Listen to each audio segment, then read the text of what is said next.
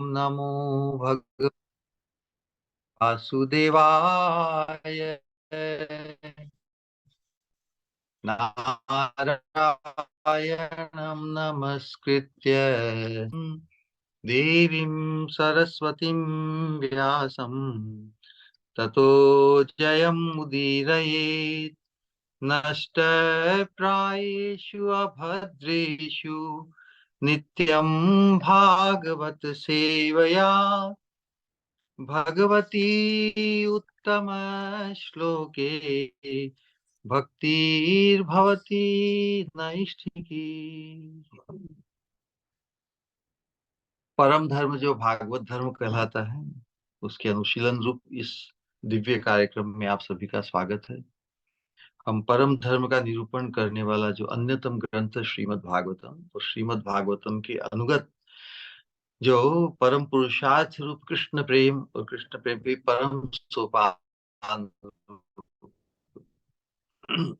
राधा रानी के कंकरत्व को प्रदान करने वाला जो साधन है, उस मंजरी भाव उपासना के लिए जो हमारे पूर्व आचार्यों ने उसी कृष्ण प्रेम के परम सोपान पर प्रतिष्ठित रहते हुए उस परम उसी भाव से अनुभूत प्रसूत उद्गार और उपदेश रूप जो संग्रह है, उनके अंतर्गत अन्यतम वर्तमान में हम श्रील प्रबोधानंद सरस्वती प्रभुपाद द्वारा जो भगवान के पार्षद है, वास्तव में निकुंज लीला के अंतर्गत अष्ट सखी के अंतर्गत वो है उनका नित्य स्वरूप। लेकिन चैतन्य महाप्रभु के पार्षद बनकर एक भक्त भक्त आवेश और साधक बनकर हमारे लिए परम उपादेय ये संग्रह छोड़ गए हैं। वास्तव में इनकी महती कृपा है।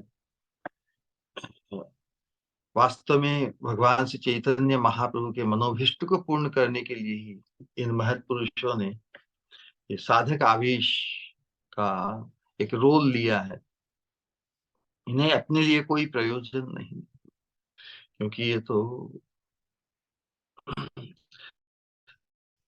नित्य सिद्ध अवस्था,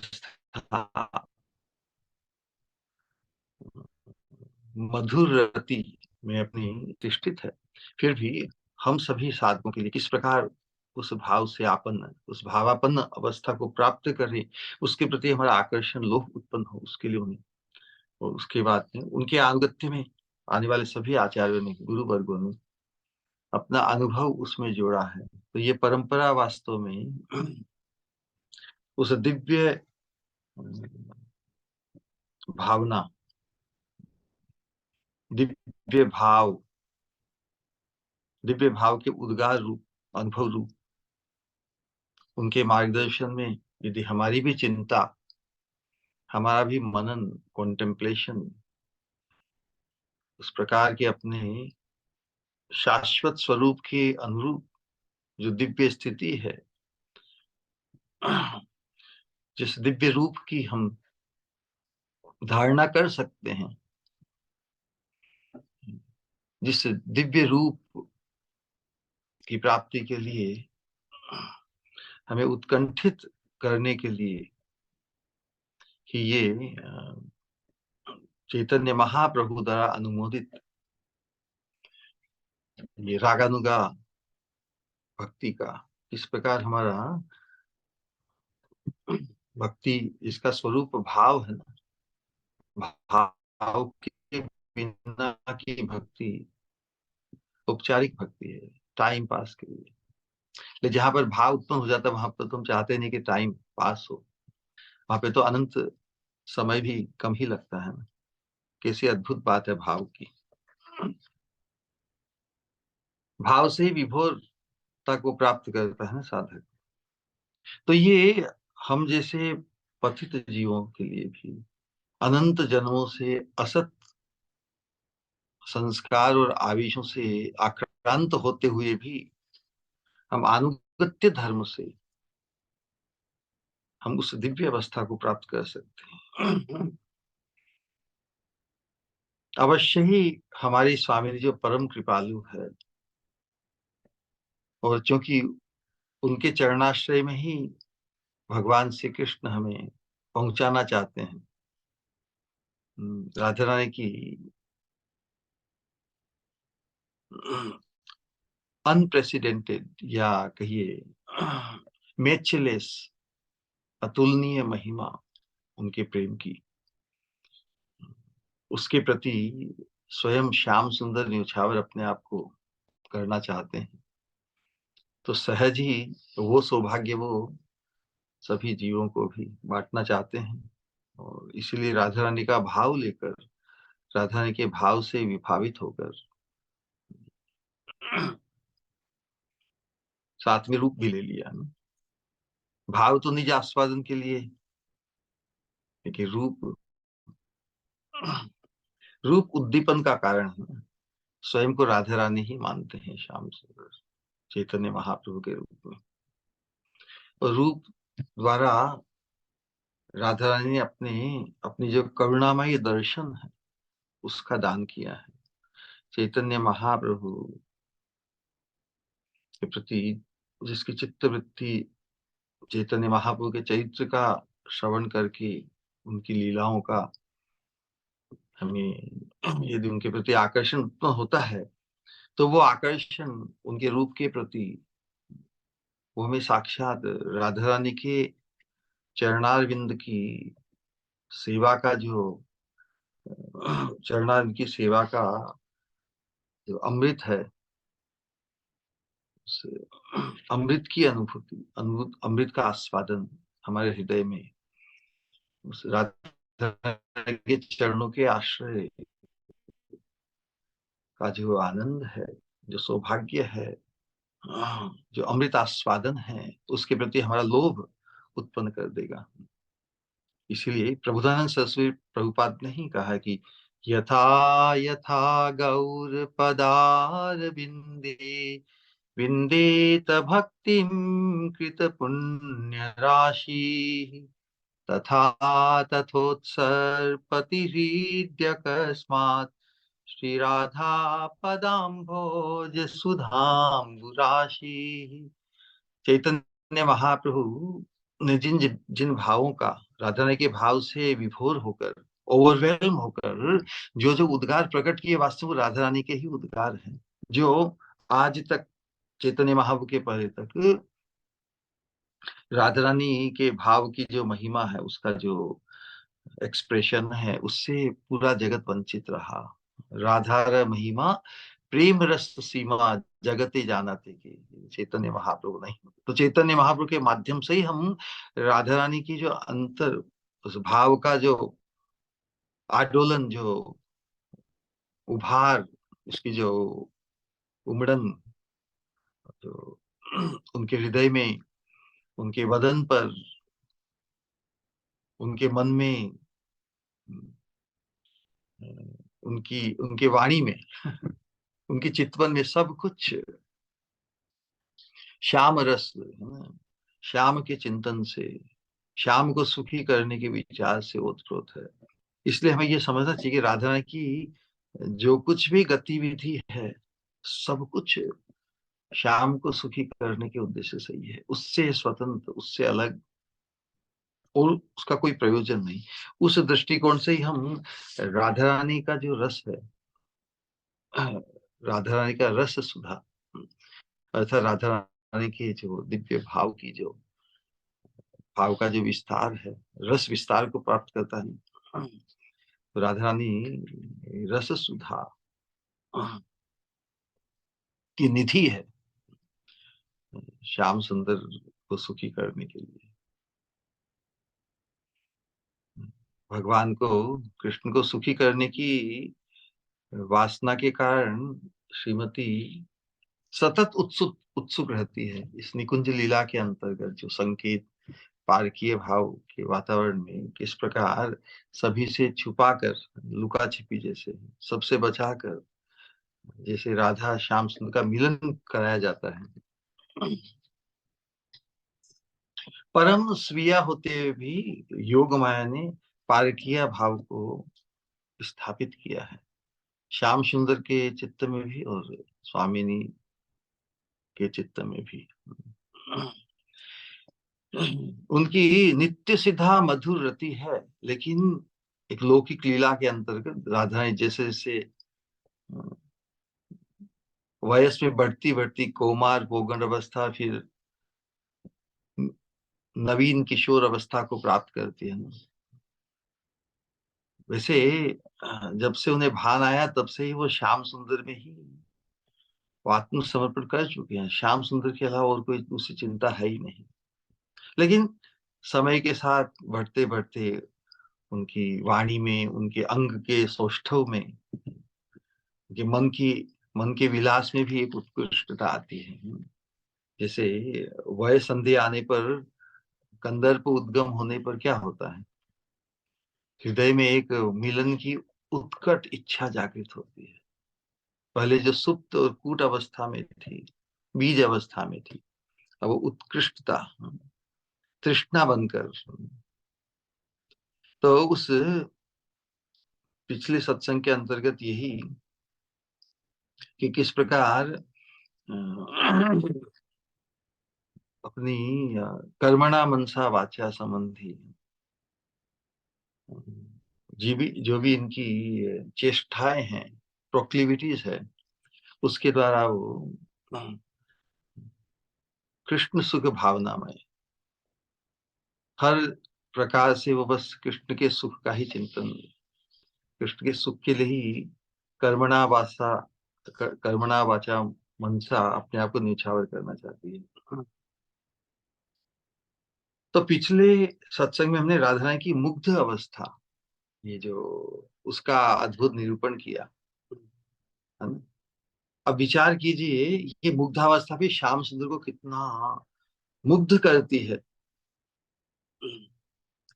जब सखियां उन्हें तैयार करके संकेत स्थान के ले जा रही है और बहुत दूर ले जा रही है, प्रथम मिलन की बात, ये बहुत इस प्रकार के भाव में अपने आप को साधक को श्रवण करते समय, चिंतन करते समय कि प्रथम मिलन के लिए जा रहे हैं, और स्वामी ने भी जैसे परिचित नहीं कहा इतनी दूर ले जा रही है। और सखियां पुष्प चयन के बहाने फिर इधर उधर हो जाती है, और मंजरियों के जब निकुंज मंदिर मतलब संकेत स्थान करीब आता है, तो राजधानी की क्या अवस्था होती है कि श्याम सुंदर को देखकर जो लज्जा, वाम्यता, सब कुछ एकदम भय, संभ्रम, ये जो अनेक प्रकार के जो संचारी भाव है, श्याम सुंदर का दर्शन, श्याम सुंदर का शब्द, स्पर्श, रूप, रस का सभी उद्दीपन बनकर राधा रानी को एकदम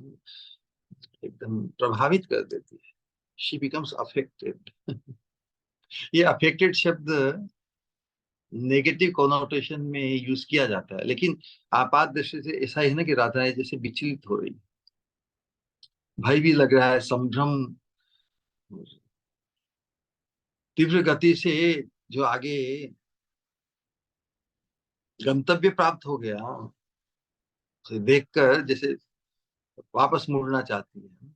विपरीत, विपरीत भाव, सट, विपरीत मतलब कहाँ तो संकेत उसकी तो बढ़ रही थी, उसमें विपरीत वापस घर को जाने के लिए वो आतुर हो रही। वाम्य भाव, वाम्य भाव अर्थात सहज ही श्याम सुंदर को लुभाने के लिए वाम्यता भी उनके स्वभाव में सहज प्रकट होती है। तो राधा रानी की इस विपरीत और इस इन भावों के मिक्सचर को देखकर श्याम सुंदर भी बड़े विमोहित हो रहे हैं क्या। देखिए ना, राधा रानी की हर हर अदा, हर भंगिमा श्याम सुंदर को उन्मादित करती है।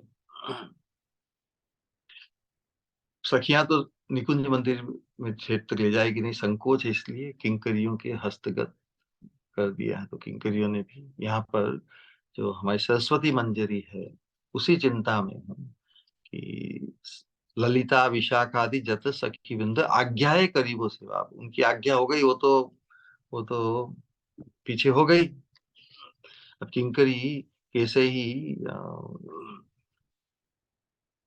संकोच आदि जो राधा रानी को उस निकुंज मंदिर में पहुंचाना है, लेकिन वो तो पीछे हट हो रही है।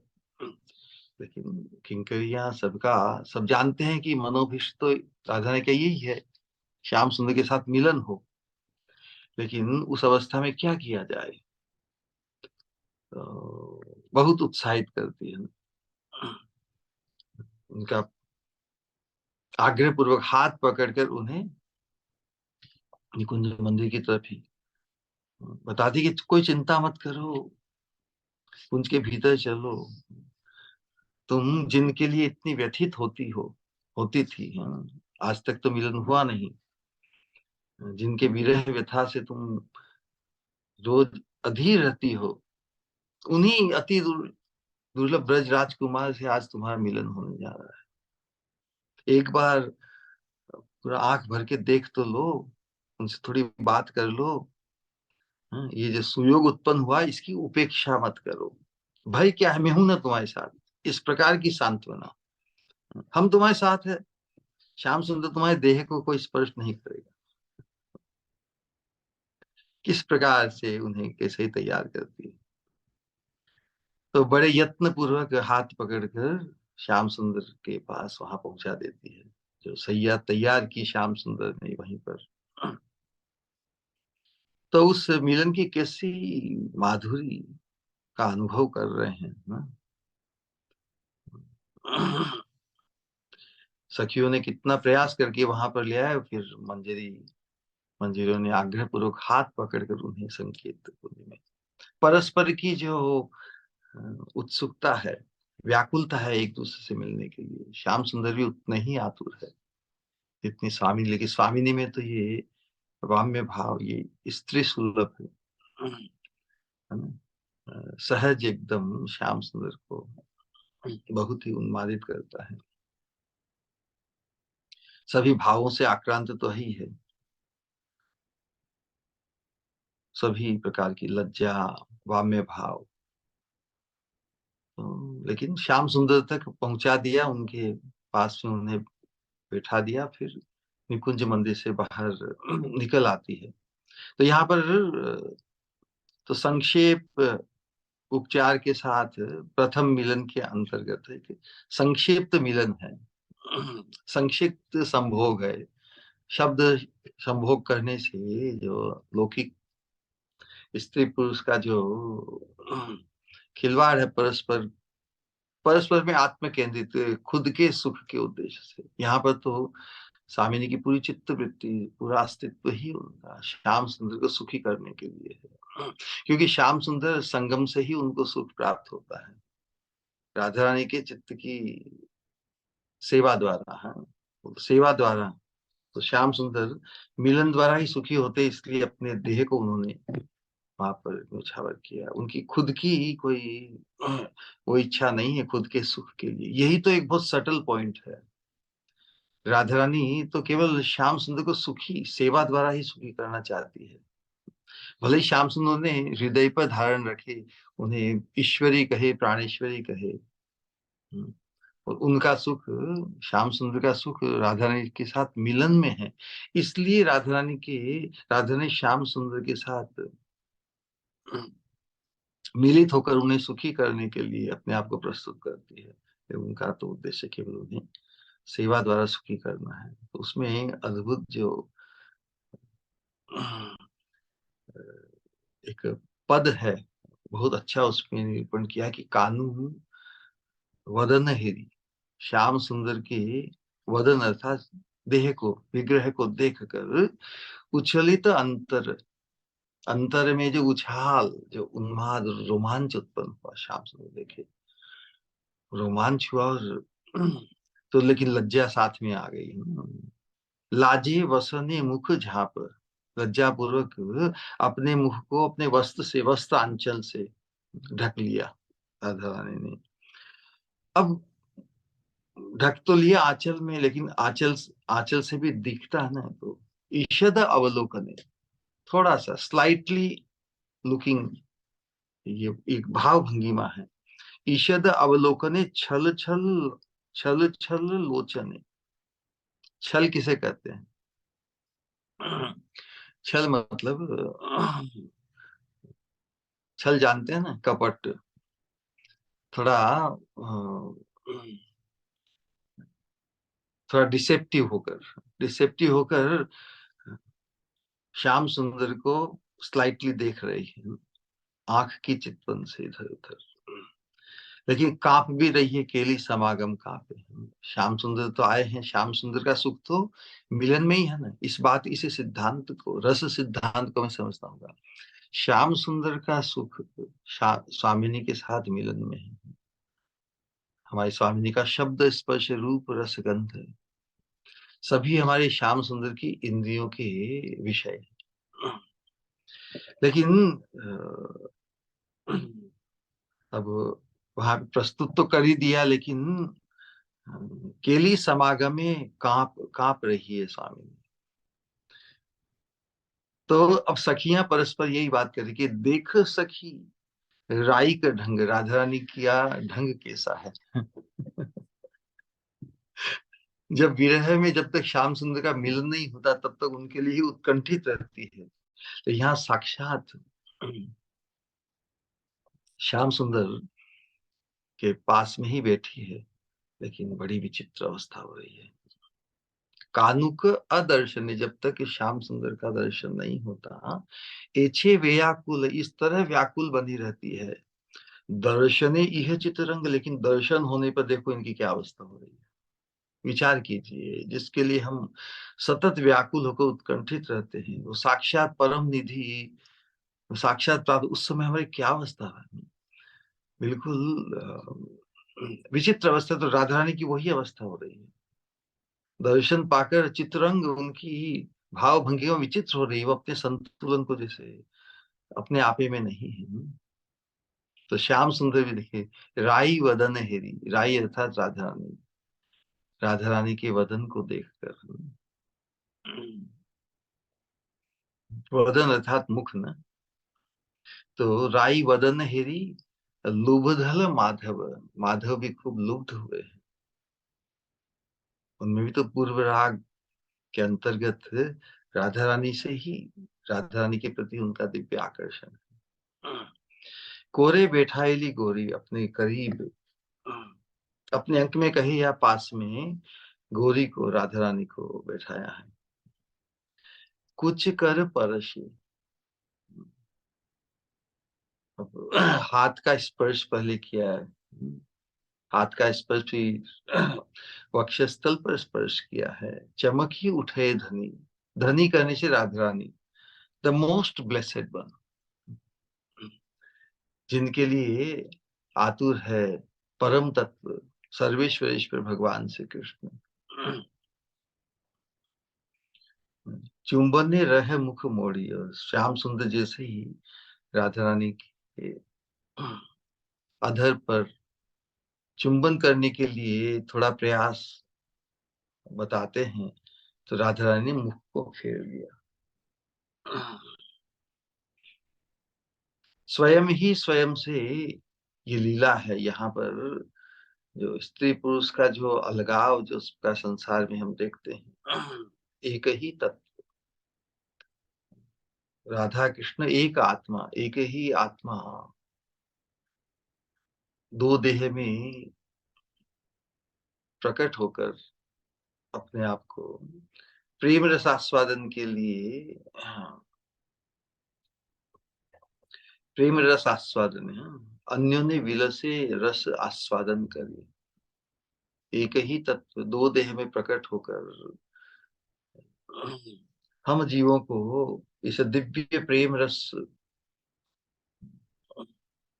से परिचित, क्योंकि यदि ये प्रकाशित नहीं होता ब्रज में, तो इसकी महिमा, यदि उनके दिव्य प्रेम की महिमा, उसकी दिव्यता, उसकी प्योरनेस, उसमें आत्म केंद्रित नहीं है, केवल परस्पर को सुखी करने का ही एकमात्र आशय है, इसीलिए दुर्लभ है। तो यहाँ पर हर हर चीज में जो काम विकार जैसा प्रतीत, काम जैसा प्रतीत होते हुए भी ये काम नहीं, जो तुलना की है, काम होता है वो लोहा जैसा, वो जो प्रीति है वो स्वर्ण जैसी, केवल प्रेमास्पद को ही सुखी करने का विचार जिस किसी तरह। तो इस चीज को हम जब तक राधा श्याम सुंदर, क्योंकि श्याम है हरि जो सबका हरण करने वाले हैं, सबके चित्त को चुराने वाले हैं, और उनके चित्त को चुरा रही है हमारी स्वामिनी। तो हरि कोई कार्य करे जो सर्वेश्वरेश्वर है सबसे, जैसे संसार में कोई राजा हो, किंग हो, यदि कोई इच्छा करे तो उसमें उनका दोष नहीं देखते ना कोई। भाई राजा है, राजा के लिए एवरीथिंग इज राइट।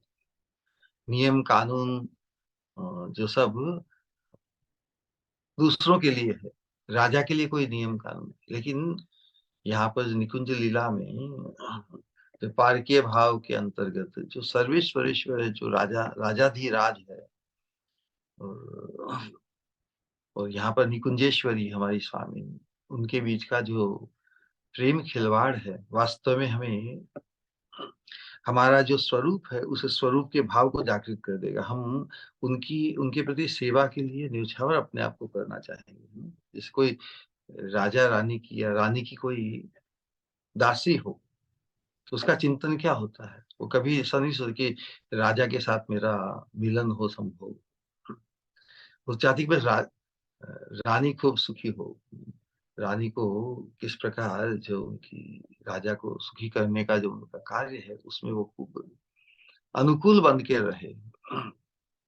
तो यही बात है। तो इस मंजरी भाव की उपासना में हमें यही देखना है किस प्रकार हमारी स्वामिनी श्याम सुंदर को सुखी करती है, और श्याम सुंदर किस प्रकार की हरकतों द्वारा राधा रानी की जो उनके मादनाख्य महाभाव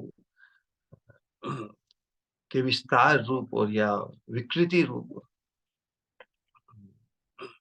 संसार में विकृति कहलाती किसी चीज की, विकार, और दिव्य धाम में विलास कहलाता। तो जो प्रेम विकृति है विलास बनकर राधा कृष्ण प्रणय विकृति, प्रणय की विकृति विस्तार होकर इन भावों को व्यक्त करती है। तो किस प्रकार स्वामी ने मुख को मोड़ लिया श्याम सुंदर चुंबन के लिए जब आतुर हुए, लेकिन भुजे भुजे बंधन, भुजा से भुजा मिलाकर दृढ़ परिरंभन, दृढ़ आलिंगन को प्राप्त हुए हैं दोनों युगल। अधरे अधर रस नील, अब जब परस्पर आलिंगन में ही श्याम सुंदर ने स्वामिनी को ले लिया है, तो फिर अधर अधरे अधर रस नील, अधरों में अधर रस का पान प्रदान किया है। गोविंद दास पहू पूरल मनोरथ, इस प्रकार का चिंतन, इस प्रकार दर्शन देखकर हमें भी धन्य होना चाहिए। गोविंद दास पहु पूरल मनोरथ, हमारा मनोरथ पूर्ण हुआ। नव नव संगम भेलो, नूतन नूतन संगम, अनेक प्रकार की रीतियों को बताया। तो इस प्रकार की ही अलौकिक रस माधुरी आस्वादन कर रहे हैं हमारे प्रबोधानंद सरस्वती। तो उस कल्पनातीत, और श्याम सुंदर तो बड़े एक्सपर्ट है, विदग्ध माधव है ना। तो राधा रानी भी राधा रानी ने अपने आप को प्रस्तुत किया है, लेकिन मंजरी भाव का साधक जब उस दिव्य दिव्य भाव, दिव्य दर्शन को पाकर जब स्फूर्ति में विराम हुआ, तो उसी उसी सौभाग्य को रोते हुए कह रहे कि हे राधे, मैं कब अति आग्रह के साथ तुम्हारा हाथ पकड़कर श्याम सुंदर के साथ तुम्हारे मिलन को संपादित करूंगी। तुम भले ही नव संगम जनित भय और लज्जा के वशीभूत होकर होते हुए भी मैं आग्रह पूर्वक तुम्हारे हाथ पकड़ कर तुम्हें सैया करेगा। इस प्रकार की इच्छा को व्यक्त करने के बाद ही जब क्रंदन के अंतर्गत ही जो नई लीला,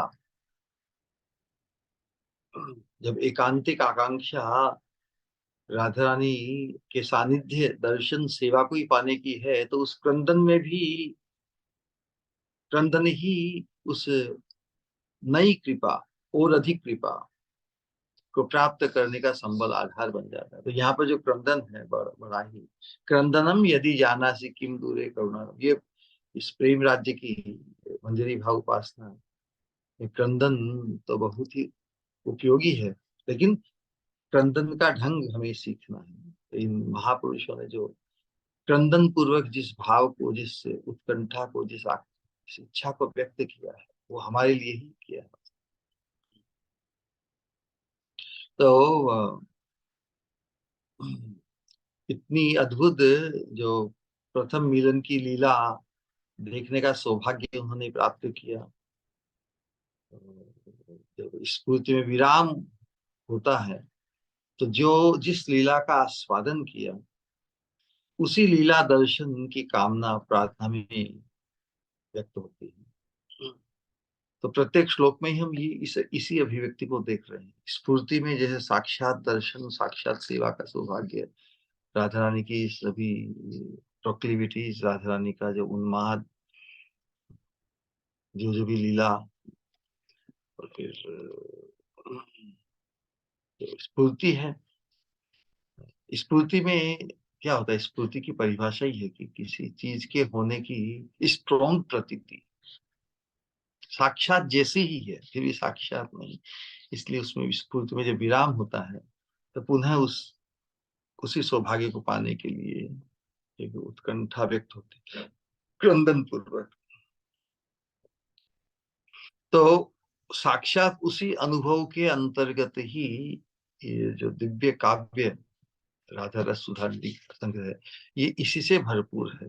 किस प्रकार की उनकी जो हो, उस साक्षात जो जो उनकी भजन रस की जो उनकी अनुभूति है, उस अनुभूति को उन्होंने, और भावों का उद्वेलन उनके हृदय में जो हो रहा है, उसको उन्होंने व्यक्त किया अपनी लेखनी में।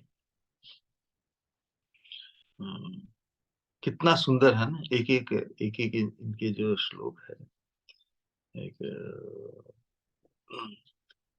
हम सबको आकृष्ट करने के लिए ऐसा भाव व्यक्त किया है, ऐसी उत्कंठा, ऐसी लालसा व्यक्त की है, बहुत आकर्षित करता है। तो ये बड़ा हमारा सौभाग्य है कि हमें इन महत् पुरुषों के इन दिव्य उद्गारों का चिंतन श्रवण करने का उत्कट सौभाग्य प्राप्त हुआ है। किस प्रकार की उनके भावों में, उनके काव्यों में, उनके शब्दों में, उनके उद्गारों में एक उदाहरण दिया जाता है, जिस प्रकार व्यक्ति खूब स्वादिष्ट पकवान यदि भोजन करे ना, बड़ी तृप्ति के साथ, जब तृप्ति होती है तब क्या क्या प्रक्रिया होती है? ओम, हम उस उद्गार आता है, डकार आती है। बहुत सुस्वादिष्ट यदि रबड़ी और उसका जो सुगंधित उसका सेवन किया है, या कोई भी दूसरे भी अनेक प्रकार के व्यंजन, डकार आएगी तो एक उसी वस्तु की सौरभ भी बाहर आएगी ना हवा में, उसी भोज्य पदार्थ की गंध होती है ना। तो उसी प्रकार हम देख सकते हैं कि प्रबोधानंद सरस्वती पाद की जो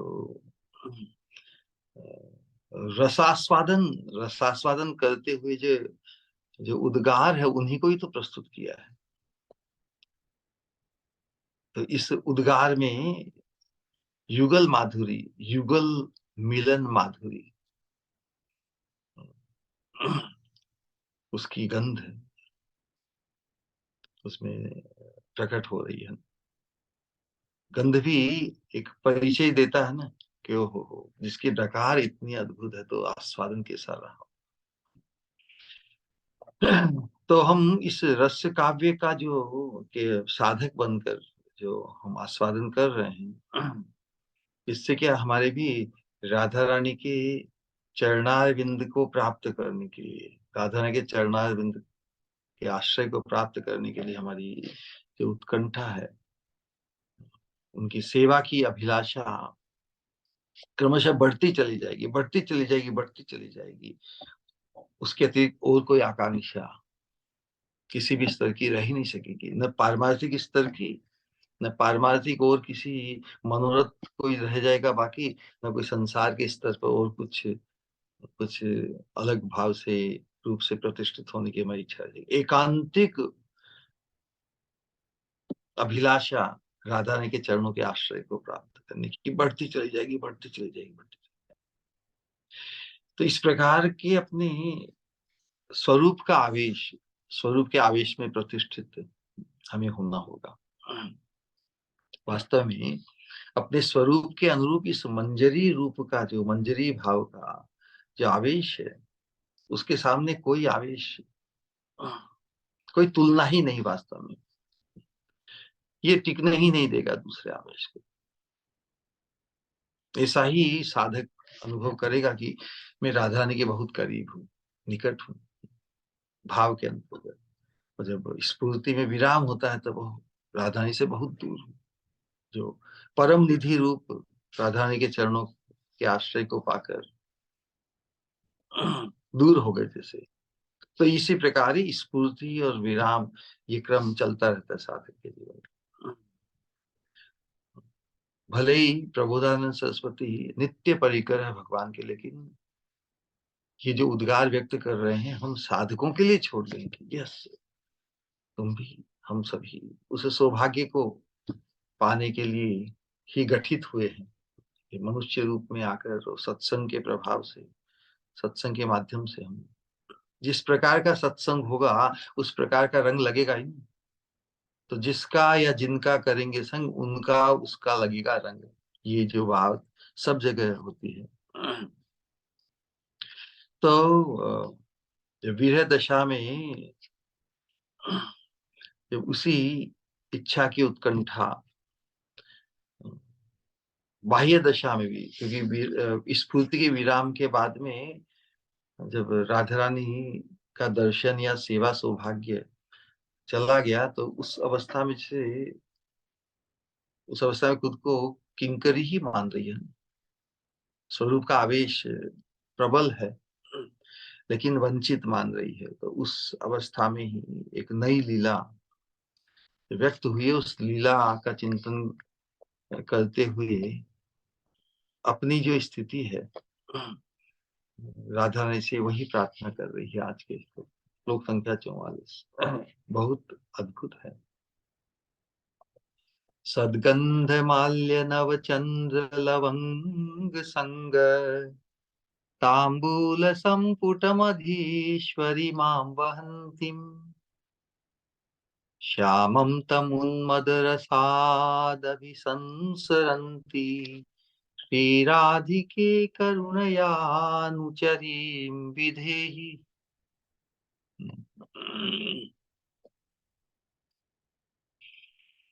तो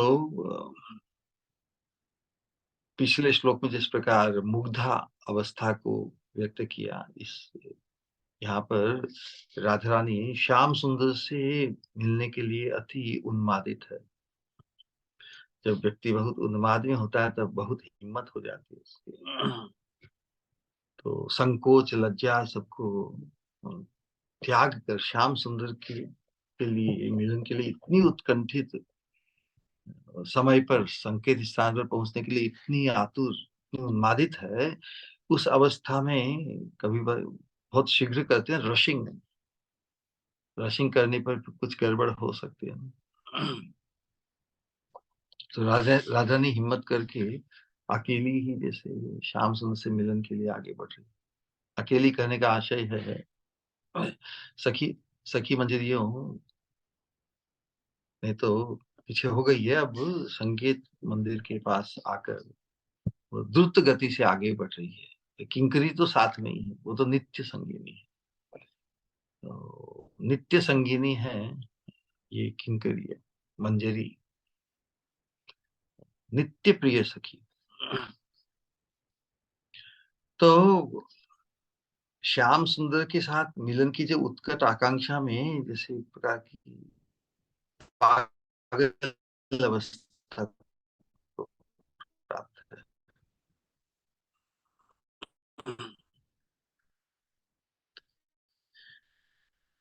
इस प्रकार का चिंतन एक बहुत उस उन्मादता को प्राप्त किया, जो भागवत का श्लोक है ना, उसी प्रकार का है। एवं व्रत स्व प्रिय नाम कीर्त्या जातानुराग द्रुत चित्त उच्चई हसत्यथो रौदिति रौति गायति उन्मादवत नृत्यति लोक बाह्य। उन्माद अवस्था को प्राप्त, लोग क्या कहेंगे, लोग क्या देखेंगे, कुछ कमेंट करेंगे, दीवाने कहेंगे, ये कहेंगे, उसका कोई विचार नहीं। उन्मादवत नृत्यति लोक बाह्य। उसी प्रकार उस उन्माद अवस्था में अपने धीरज को, लज्जा आदि का बांध टूट गया ना, प्रेम दीवानी होकर अकेली ही बस धावित हो रही है, श्याम सुंदर से मिलने चली जा रही है। न दिशा का भान, न कुछ आगे पीछे की चिंता। तो श्याम सुंदर से मिलन के लिए इतनी उत्कंठित अवस्था को प्राप्त है। क्या किया जाए? ये उस उन्माद अवस्था, ये भी बड़ी विचित्र विचित्र आस्वादन है ना। कोई किसी चीज के लिए, किसी चीज को पाने के लिए, किसी से मिलने के लिए, किसी को देखने के लिए, किसी से कनेक्टेड होने के लिए, कभी कभी हम जो आजकल उपकरण है ना, बहुत से कनेक्ट होने के लिए, किसी से कनेक्ट होने के बहुत आतुर हो, और कुछ उसमें बाधा उत्पन्न हो या नहीं हो पाता, तो उत्कंठा और बढ़ती जाती है। फिर अचानक जैसे कनेक्ट होता है, तो एकदम एक विचित्र आस्वादन प्राप्त होता है ना। We got it, किसी चीज के लिए।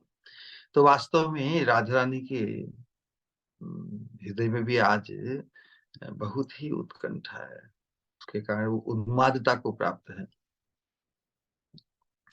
लेकिन वास्तव में जो इस अनुगत्य धर्म में प्रतिष्ठित है, वही इस इसकी इसकी चिंता को, इसे हृदय में इसका आस्वादन कर सकते हैं, है ना? क्योंकि अनुगत्य धर्म के बिना तो हम इस उत्कृष्ट भाव, इसमें जो आस्वादन है, वास्तव में ये आस्वादन ही ध्येय है। हमारी स्वामिनी श्रीमती राधा रानी है। राधा रानी की हर भाव भंगिमा हमारे लिए परम चिंतनीय है। तो सब अवस्था में ही जैसे उन्माद अवस्था क्या होती कि उसमें कोई समय स्थान का कोई विचार भुला दिया जाता है। कहीं पर कहाँ चल रही है ना, आगे पीछे की कोई चिंता नहीं। उन्मादवद अवस्था बहुत गजब की है। एकदम तन्मय अवस्था ना, श्याम सुंदर में ही तन्मय है ना पूरी चित्तवृत्ति। तो इसीलिए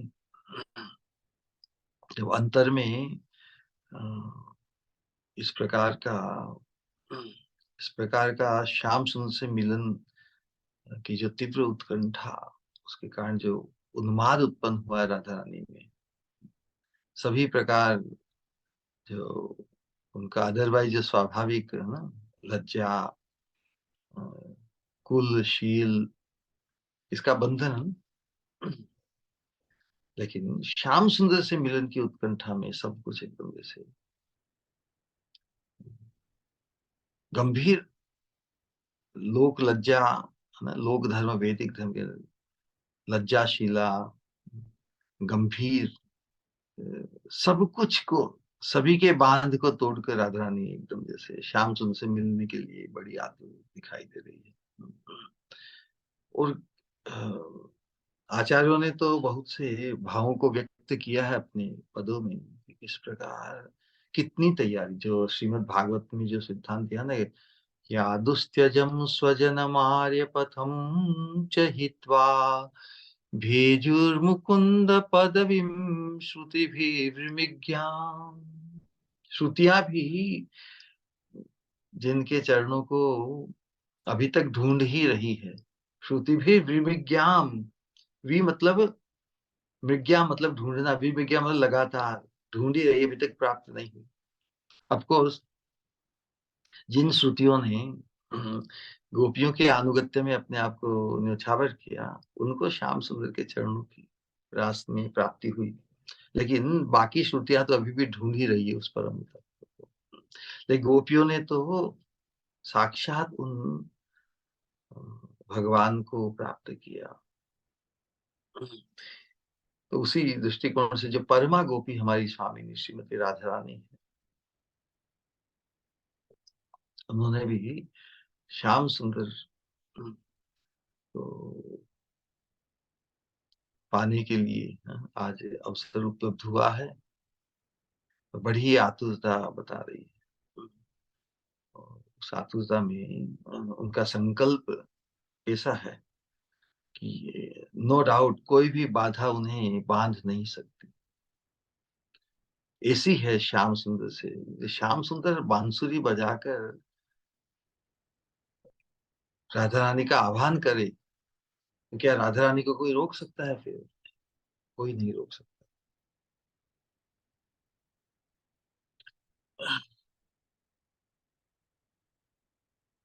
जो संकल्प, जिसके लिए सतत आतुर, जब उसी प्रकार ये जो लीलाओं का जो निरूपण श्रीमद् भागवत में है, कि जब तक श्याम सुंदर ने बंसुरी नहीं बजाई तब तक गोपियां परम आतुर होते हुए भी उन्होंने घर की सीमा को नहीं त्यागा। यही है, बंधु ने लागिया। कृष्ण यदि हमारा आह्वान करे, कृष्ण बुलाए, तो हम फिर हमें कोई नहीं रोक सकता। इस प्रकार की तैयारी। बंधुर लागिया योगिनी है वो। कृष्ण के उद्देश्य से में योगिनी हो जाए। योगिनी का क्या करे? फिर वो घर में नहीं रहती। योगी या योगिनी कोई बन जाता, फिर घर में नहीं टिकता, निकल जाता। फिर घर की सीमा, घर के बंधन, या दुस्त्यज, जो बहुत ही दुस्त्यज है, या दुस्त्यज स्वजनम आर्य पथम चले। आर्य धर्म की मर्यादा, स्वजन, स्वजनों की मर्यादा, सास ससुर सभी, पति हुए या जो भी हो, जिसे पाने के लिए उन्मादित अवस्था को प्राप्त होते, सभी बंधन पीछे रह जाते हैं। इसी बात को सभी स्वांग, सभी कुछ जो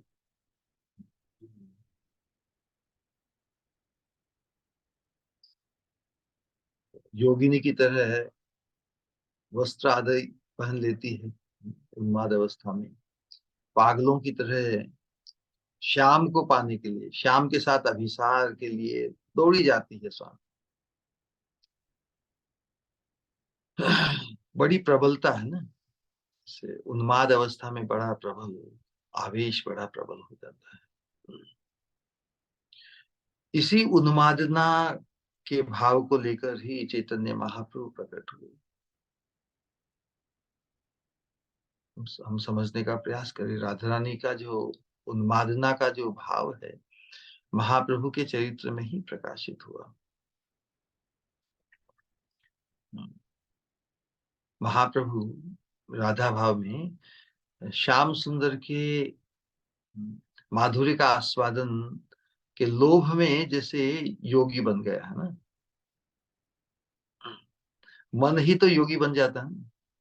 मन ही भोगी बनना चाहता है, मन ही योगी बनना चाहता है। तो जब जो स्फूर्ति और जो आह्वान श्याम सुंदर ने बुलाया है, राधा रानी उन्मादित होकर उनसे मिलने के लिए आगे बढ़ी चली जा रही है। तो उसी अवस्था को हम चैतन्य चरितामृत में अंत्य लीला के अंतर्गत 14वां जो अध्याय है उसमें इस प्रकार श्याम सुंदर के श्याम सुंदर के माधुर्य का आस्वादन किस प्रकार उसके बारे में वर्णन करते हैं अपने संगी जो स्वरूप दामोदर और राय रामानंद है। वास्तव में वो ललिता ललिता सखी और विशाखा सखी है।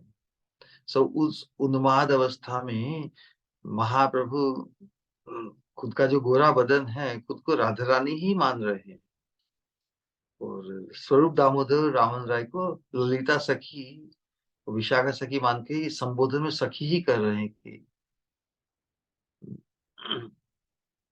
कि सुन सखी या सुन बांधव कृष्णेर माधुरी। क्या अवस्था होती है? राधा रानी ही अपनी अंतर की अवस्था को बता रही है। महाप्रभु कह रहे हैं कि जार लोभे मोर मन, छाड़ी लोक वेद धर्म, योगी हैया हैल भिकारी। जार लोभे मोर मन, छाड़ी लोक वेद धर्म, योगी हैया हैल भिखारी। कृष्ण लीला मंडल, शुद्ध शंख कुंडल, गड़िया छे शुक कारिकर।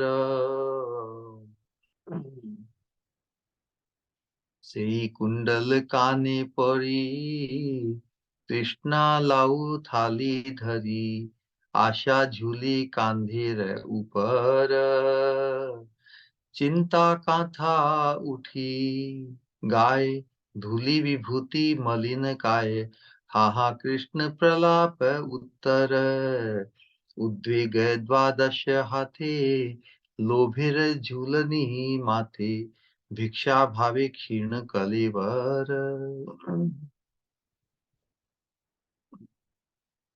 तो कृष्ण माधुरी, उस माधुर्य आस्वादन के लिए one is ready to do anything. Yes,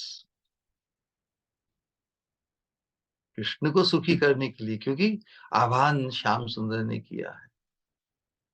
आतुर तो हम सतत है, लेकिन आतुर रहते हुए जब भगवान का आह्वान हुआ, सभी गोपियां आतुर है, राधा ने भी परम आतुर है, फिर भी मर्यादा में ही इस बात की को समझने का प्रयास करें। लेकिन जब श्याम सुंदर ने आह्वान किया, तब बस फिर उन्हें कोई नहीं रोक पाया। कृष्ण गुण रूप रस गंध शब्द परश, से सुधा आस्वादे गोपी गण, तास भार ग्रास शेषे, आने पंचेन्द्रिय शिष्य, से भिक्षाए राखाए जीवन। शून्य कुंज मंडप कोणे, योगाभ्यास कृष्ण ध्यानी, ताहा रहे लैया शिष्य गण, कृष्ण आत्मा निरंजन, साक्षात देखिते मन, ध्याने रात्रि करी जागरण।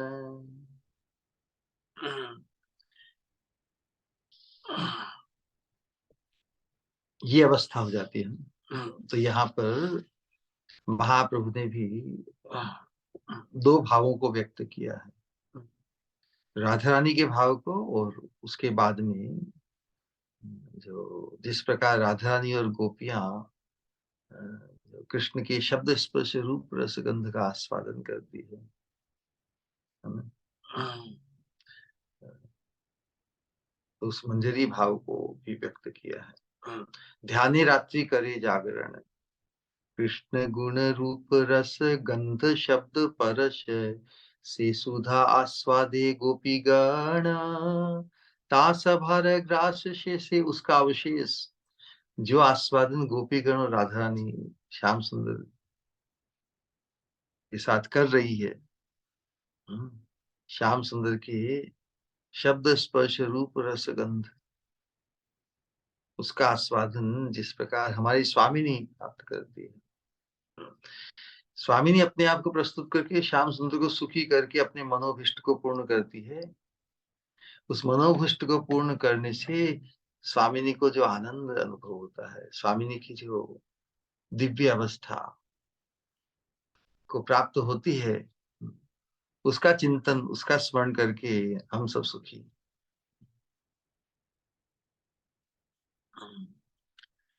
तो बात यही है कि महाप्रभु के माध्यम से हमें हमारे स्वरूप के अनुरूप जिस अवस्था को प्राप्त करके हमारा जो सौभाग्य है, उस सौभाग्य के प्रति हमारा जो फैसिनेशन है, वो इतना इतना बढ़ जाना चाहिए कि हमें संसार में और कोई दूसरी आकांक्षा ही नहीं रहे। और वास्तव में इस मार्ग में जो धावित, इस मार्ग में जिन्होंने आरोहण प्रारंभ किया है, उनका संग सानिध्य सजातीय संग, वही हमारी शक्ति, वही हमारा संबल बन जाएगा। हम सभी को वहीं पहुंचना है। तो फिर कोई कोई थोड़ा आगे, कोई पीछे, क्या फर्क पड़ता है? वास्तव में साधकों के जीवन में तो ऐसा ही सोचना चाहिए। ऐसा ही सोचता है सच्चा साधक। देखो, ये इतने आगे बढ़ गए, मैं भी इनके पीछे पीछे होकर मैं भी पीछे नहीं रहूंगा। बस यह अनुगत्य धर्म बड़ा अनूठा है। संसार में कोई किसी के अनुगत नहीं होना चाहता। तो इस भाव राज्य की यात्रा में तो सजातीय संग प्राप्त हो जाए, किसी के अनुगत होने की का सौभाग्य। तो यात्रा बहुत सुलभ हो जाती है, बहुत सहज हो जाती है। भाव पुष्टि होती है। सजातिया, कहते ना, सजातिया शये स्निग्ध, सजातिया शये स्निग्ध साधु संग स्वतो बरे। तो साधकों में परस्पर में भी जब इस भाव के प्रति किसी का आकर्षण हम श्रेष्ठ देखते हैं, तो ये तो बहुत ही उनका संग बहुत ही आकांक्षणीय हो जाता है कि चलो हम अकेले नहीं है ना। अकेले किसी राह पर बड़ा मुश्किल होता है। तो सजातीय भाव के साधक परस्पर इस प्रकार की ही अपने अंतर में जो स्फूर्ति या चिंता या जो भी हम वांछन स्मरण मनन करते हैं, नया नया उसमें जो भाव की अभिव्यक्ति होती है, नया नए नए जो नई नई चिंता जो व्यक्त होती है, उसको परस्पर कहने से भाव पुष्टि होती है। तो वास्तव में राधा रानी के भाव से विभावित होकर चैतन्य महाप्रभु के मन में जो यही भाव है, चिंता, आशा, लोभ, तृष्णा, उत्कंठा, उद्वेग, किस तरह उस वृंदावन के भाव में ही विभावित होकर महाप्रभु रहते थे। राधा रानी की क्या अवस्था होती थी, उसका यदि हमें दिग्दर्शन, उसका चित्रण, उसकी उसकी अभिव्यक्ति यदि पानी है, तो महाप्रभु ने जो उद्गार अपने मन के प्रकट किए, उनके मन की चिंता, उनके मन में जो आशा, जिस लोभ और तृष्णा को उन्होंने व्यक्त किया, उत्कंठा को व्यक्त किया, उद्वेग और उन्मादना को व्यक्त किया, अधीर होकर किस प्रकार वृंदावन की जो निकुंज लीला है, किस प्रकार कृष्ण के ध्यान में ही मग्न है ना। बहुत बार श्याम सुंदर से जब विरह की अवस्था में राधा रानी की क्या अवस्था होती थी, जिन निकुंज में मिलन हुआ था, ब्रज के सभी स्थान उद्दीपन का कार्य करते हैं। श्याम सुंदर तो छोड़ के चले गए, लेकिन वो सभी जो निकुंज मंदिर संकेत स्थान, जहां जहां पर भी लीला हुई, कृष्ण के ध्यान में किस प्रकार मग्न कर देते थे। बड़े ही विस्मयकारी है किस प्रकार चैतन्य महाप्रभु के पेश राधा रानी के भाव का ही प्रभाव रहा, जो भी प्रकट हुआ है। महाप्रभु ही हमारे लिए राधा रानी से परिचित होने का द सेफेस्ट एंड श्योरेस्ट प्रकार है।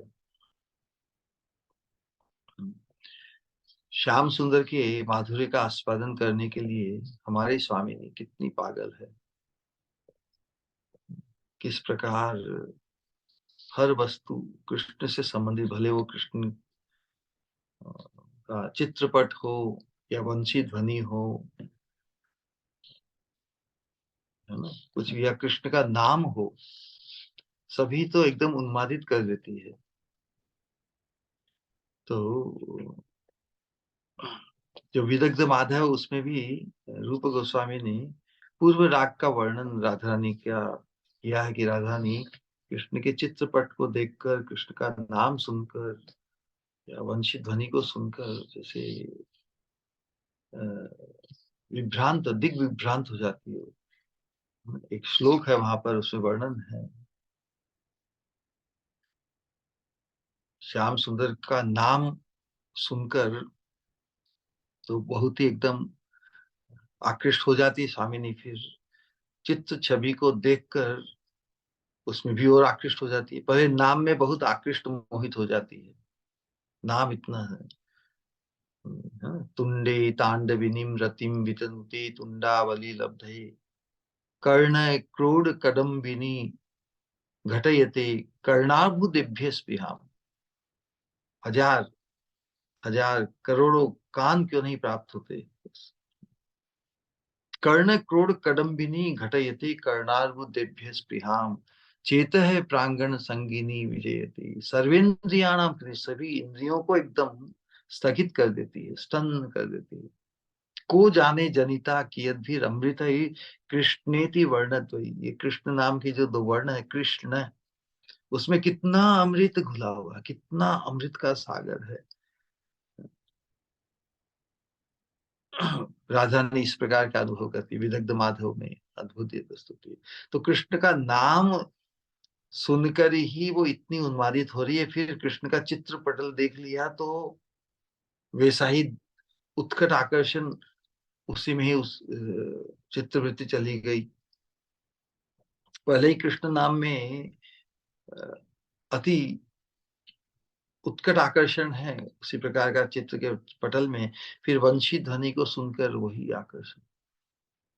तो राधा ने कह रही है कि अरे सखी, मैं तो बड़ी बड़ी मुश्किल में आ गई हूँ, मेरी तो बड़ी विचित्र अवस्था है। कैसी विचित्र अवस्था कि एक साथ मेरा तीन पुरुषों में, मैं कुलवती नारी की, नारी का एक साथ तीन पुरुषों में यदि आसक्ति हो जाए तो क्या करना चाहिए। तो राधा ने कहती है कि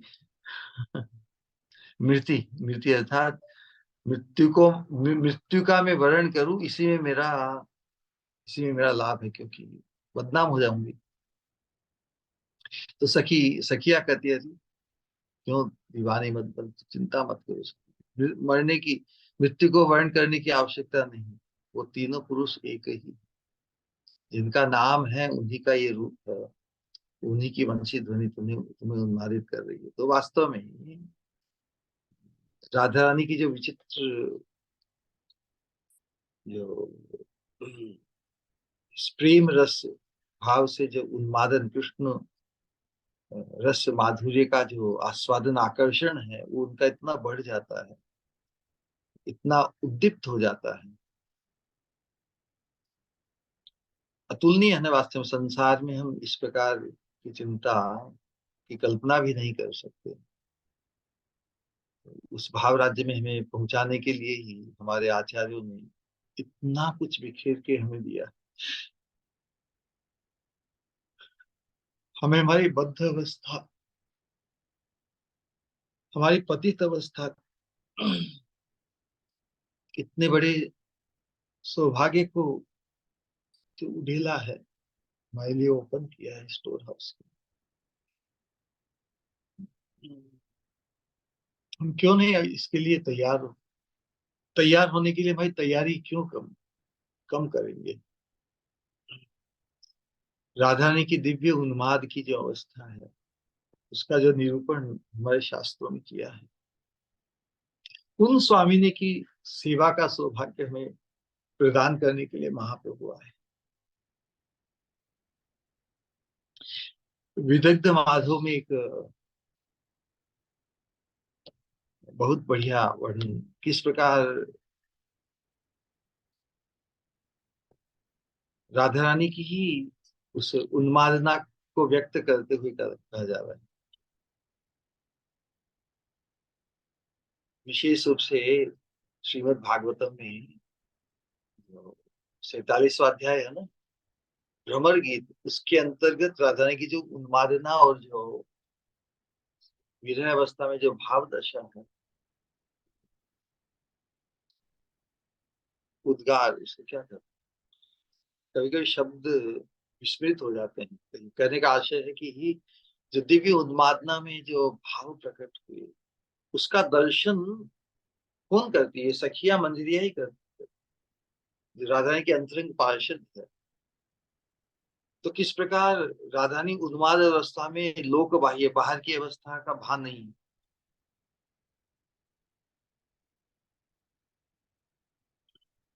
तो सखियां ही परस्पर एक दूसरे को कहती कि राधा रानी की ये क्या अवस्था, नयनों से सतत अश्रु प्रवाहित हो रहे हैं। वो- अब वो जागृत अवस्था में है या स्वप्न अवस्था में है, सब समय एक ही बात कर रही है राधा रानी, जैसे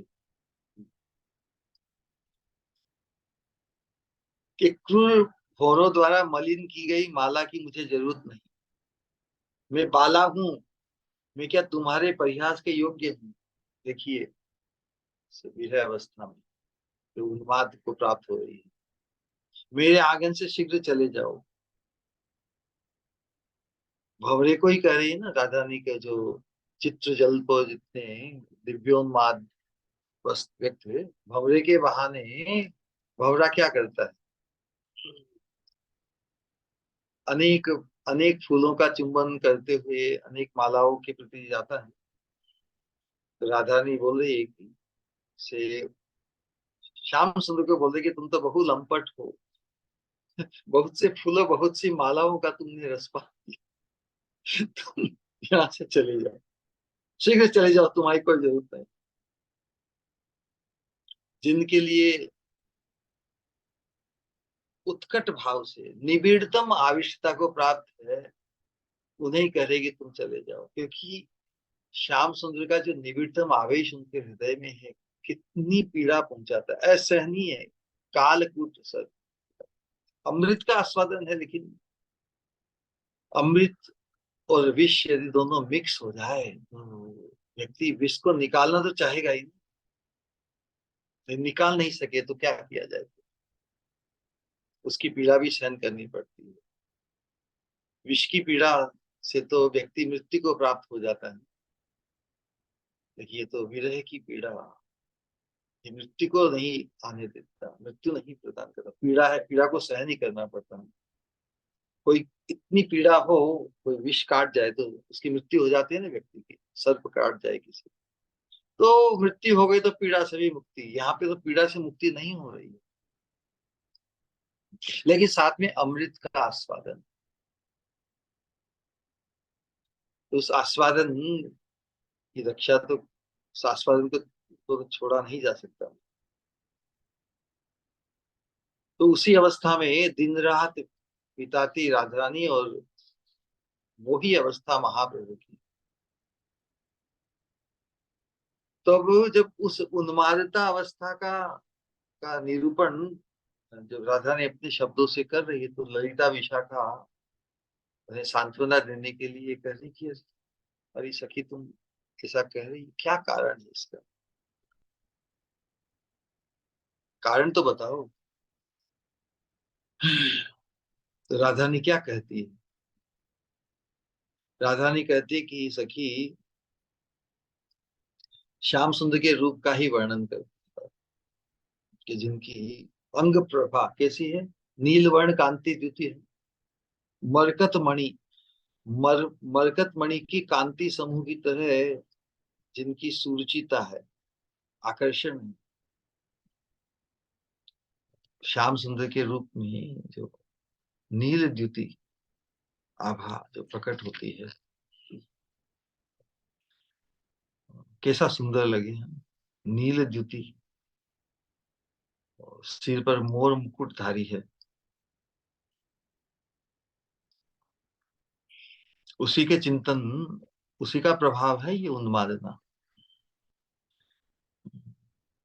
तो राधा रानी के पास श्याम सुंदर का विदग्ध माधव का अनुशीलन अ, करना चाहिए। बहुत ही अद्भुत है। उसमें बताया कि राधा रानी श्याम सुंदर के चित्रपट को देख रही है, उससे जैसे साक्षात श्याम सुंदर निकल कर बाहर आए। इस प्रकार की इस प्रकार की अवस्था प्राप्त है। और किस प्रकार राधा रानी के चित्त को एकदम जैसे चुरा के एकदम अस्त व्यस्त अवस्था को कर दिया है।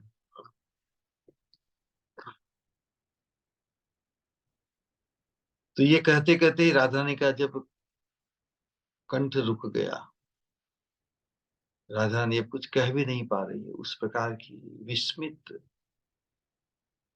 अवस्था को देखकर सखियां हैरान है। ललिता, विशाखा आदि सखियां राधा रानी की उस अवस्था में बड़ी हैरान है।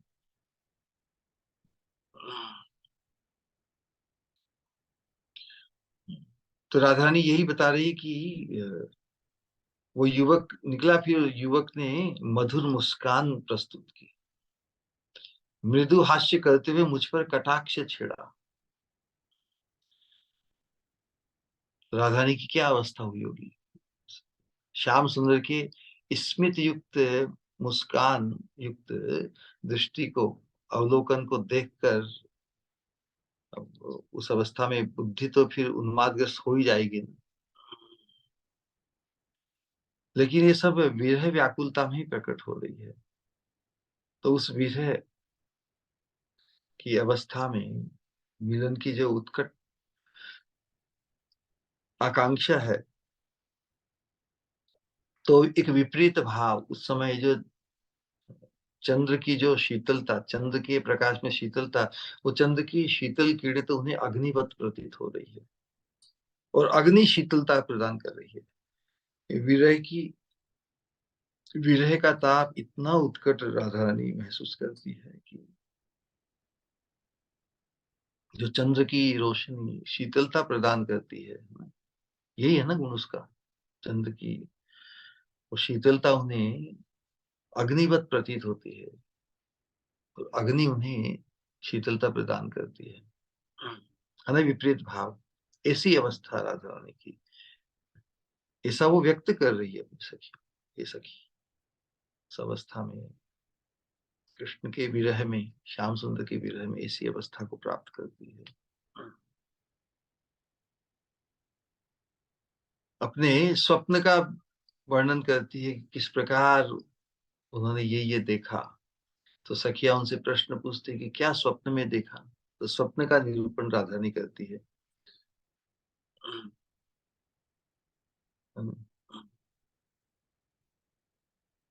कि सखी मैंने ऐसा स्वप्न देखा, या साक्षात या जागृत अवस्था में उन्हें ये भी भान नहीं। अ, रात रात की अवस्था थी या दिन की अवस्था, कुछ भी पता नहीं चलता। स्वप्न यदि दिन में भी आए तो रात जैसा ही प्रतीत होता है। कोई कह सकता है कि मैं दिन में स्वप्न देख रहा हूँ, या रात में भी कोई स्वप्न देखे तो मालूम होता है कि रात में स्वप्न देख रहा हूँ। स्वप्न में तो जो देख रहे हैं, स्वप्न में यदि दिन देख रहे हो तो दिन है, भले ही बाहर रात हो, दूसरों के लिए रात हो, लेकिन जो स्वप्न देख रहा है उसके लिए दिन हो, या दिन में ही स्वप्न देख रहा है तो रात हो सकती है। लेकिन विरह भाव से आक्रांत जो अवस्था है, उसमें श्याम सुंदर की जो के अंग से जो चंद्रिका, श्यामल चंद्र, कृष्ण चंद्र है, श्याम श्याम सुंदर का देह भी चंद्रिका चंद्रिका चंद्रिका से जो रोशनी, चंद्रिका रूपी जो रोशनी छुरित होती है,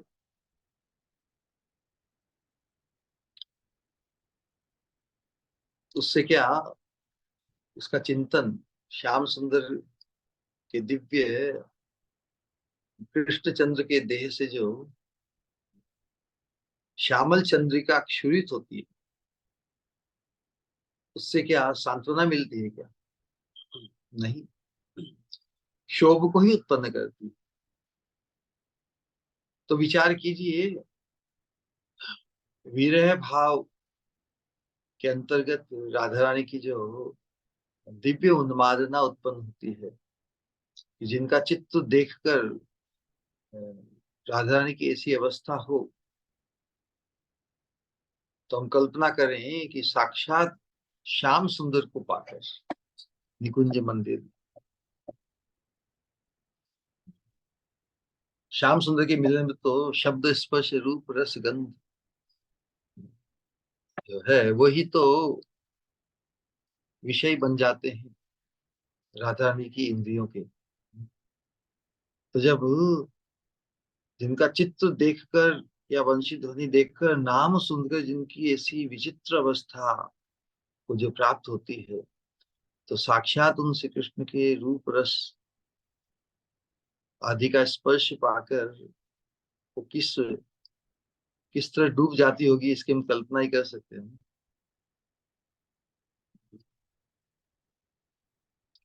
तो उन्हीं साक्षात श्याम सुंदर से मिलन के लिए अति उत्कंठित होकर, है ना, अभिसार के लिए, मिलन के लिए आतुर होके जा रही है। सखिया साथ नहीं है, सखियों को भी पीछे छोड़ दिया। सखिया तो वैसे भी पीछे ही रहना चाहती है ना। सखियों का संग है, उन्हें उत्साहित करने के लिए तो है। सखिया देख रही कि आज तो स्वामी स्वयं ही खूब आतुर है, तो पहले से ही पीछे हो गई है, लेकिन किंकरियां उनका संग नहीं छोड़ती। तो यहाँ पे चिंतन उसी प्रकार का है। आज उन्मादित अवस्था में राधानी स्वयं ही खूब आतुर होकर आगे बढ़ रही है। किंकरी तो सेवा के लिए, जो सेवा के उपकरण है, युग की सेवा के उपकरण के रूप में माला, कर्पूर, तांबूल, पान बीड़ा इत्यादि सभी को लेके साथ चल रही है ना। ये राधा रानी बड़ी तीव्र तीव्र गति से जा रही है, प्रेम दीवानी होकर पीछे पीछे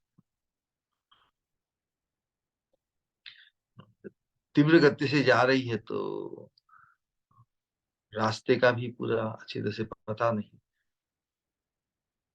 राधा रानी के चरण तो बड़े ही कोमल है, कोमल चरणों में चोट आ जाए तो वही चिंता है।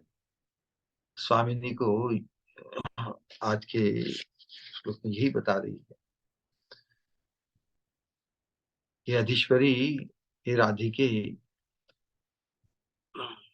तांबूल संपुटम अधीश्वरी माम वहंती। श्याम सुंदर की श्यामम तम उन्मद रसाद अभिसरंती। तुम उन्माद रस भरी जब श्याम सुंदर के साथ अभिसार के लिए जाओ, तो कृपा करके मुझे जो सामग्री है, सदगंध माल्य, नव कर्पूर, लवंग युक्त तांबुल संपुट वाहिका अनुचरी के रूप में ग्रहण करो। विधेयी मतलब अनुचरी के रूप, विधेयी अनुचरी बनकर मुझे साथ रहने दो, मुझे ग्रहण करो। मैं तुम्हारे काम आने वाली हूँ। अभी तुम जल्दी जल्दी में कुछ मैं पीछे छूट जाऊंगी, तो फिर श्याम सुंदर को सुखी करने के लिए जो आवश्यक वस्तुएं हैं वो नहीं रहेगी, तो तुम्ही तुम ही दुखी होगी। मुझे पीछे छोड़कर मत जाओ इतनी तेज, थोड़ा धीरे चलो। मैं तुम्हारी अनुचरी हूँ, तुम्हारे साथ चलने में समर्थ हूँ, इस तरह से चलो। इस प्रकार का उत्कंठित मतलब जो उन्मादवत अवस्था में to to keep with Radhani थोड़ा मुश्किल हो रहा है मंजरी के लिए। इसलिए राधानी से ही कर रही है कि तुम तो द्रुत गति से एकदम धावित हो रही है, मैं तुमसे पीछे नहीं रहना चाहती, मुझे भी तुम्हारे साथ साथ चलने दो।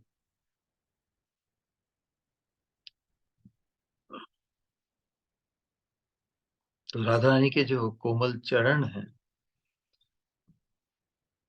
और हम किंकरियों के तो प्राण तो राधा रानी के चरणों की शोभा, है ना? उन जो परम निधि रूप चरणों में कोई क्षति होने की आशंका, उस आशंका से ही हमारे तो प्राण एकदम कांप उठेंगे ना। तो यहाँ पर राधा रानी की उस उन्मादबद्ध अवस्था में जो अति आतुर होकर द्रुत गति से भागी जा रही है किंकरी, लेकिन सेवा उपयुक्त समय स्थान उचित सेवा के लिए उनका करीब होना जरूरी है। राधा ने आज उन्माद अवस्था में आगे पीछे की कुछ सोच नहीं पा रही है। इस किंकरी करे कि नहीं, मेरी आवश्यकता है तुम, मैं तुम्हारे साथ चलने में समर्थ हूँ, इस प्रकार चलो, इतने वेग से मत चलो, मुझ किंकरी को कृपा करके तुम्हारे साथ रखो। तुम्हारी श्याम सुंदर की सेवा के ही जो उपकरण है, सामग्री है, उसको मैं साथ लिए चल रही हूँ, इसलिए मैं इतनी तेज नहीं चल सकती है ना। कोई भारी बक्सा बेग हमारे साथ में हो, कंधे पर और हाथ में हो, तो हम तेज नहीं भाग सकते ना, जितना हम अकेले उसके बिना भाग सकते हैं। तो वही अवस्था है। धीरे धीरे पैर रखो।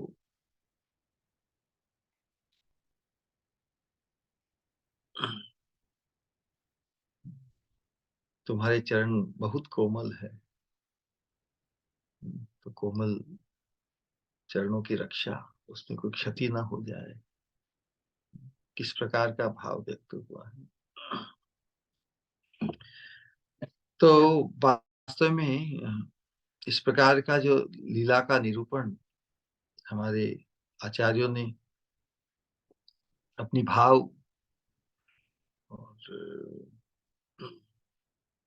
और जो चिंता को व्यक्त किया है हम सब साधकों के लिए परम उपादेय है। हम किस प्रकार अधिक से अधिक इस प्रकार की चिंता में अभ्यस्त हो, करत करत अभ्यास के ना जड़मति हो तो सुजान। भले ही हमारी वर्तमान अवस्था कैसी ही विचित्र हो, लेकिन अभ्यास के द्वारा, भगवत गीता में अभ्यासिनु तो कौनते, ये भगवान ने कहा है। तो अभ्यास बहुत आवश्यक है। तो अवश्य ही हमारी कातर भाव से जो अंतर जो प्रार्थना है, उसमें भी हमें उस इस सौभाग्य के लिए हमें अपने आप को तैयार करना। उत्कंठा में हम किस प्रकार राधा रानी की जो विचित्र विचित्र भाव भंगिमाएं, विचित्र विचित्र अवस्था है, उसके अनुरूप हमें अपने आप को ढालना है। भले ही राधा रानी उन्मादना अवस्था को प्राप्त हो, लेकिन किंकरिया उन्हें अकेला नहीं छोड़ती। इसीलिए नित्य संगीनी, नित्य ही राधा रानी का संग सानिध्य। राधा भले ससुराल जावे या बरसाना आवे, जहां भी है, ये किंकरिया हर स्थान में उनके संग को नहीं छोड़ती। हमेशा ही जिस अभिष्ट को पूर्ण करना चाहते स्वामिनी, उसमें भी इस उन्माद अवस्था के कारण वो कुछ भूल कर देवे या कुछ गड़बड़ हो जाए, उसके लिए भी सावधानी मंदिर दिया करती। समय स्थान उचित सेवा का बड़ा ख्याल रखती। तो इसी सेवा सौभाग्य के कारण ही मंजरी होना, ये सखी होने से भी बहुत बड़ा सौभाग्य है। सेवा सौभाग्य है, सेवानंद, प्रेमानंद से भी बड़ा आनंद कौन सा, सेवानंद। सेवा में तो बहुत तत्पर रहते हुए ना, तत्पर रहते हुए किसी भी माधुर्य के आस्वादन से भी अभिभूत नहीं होता।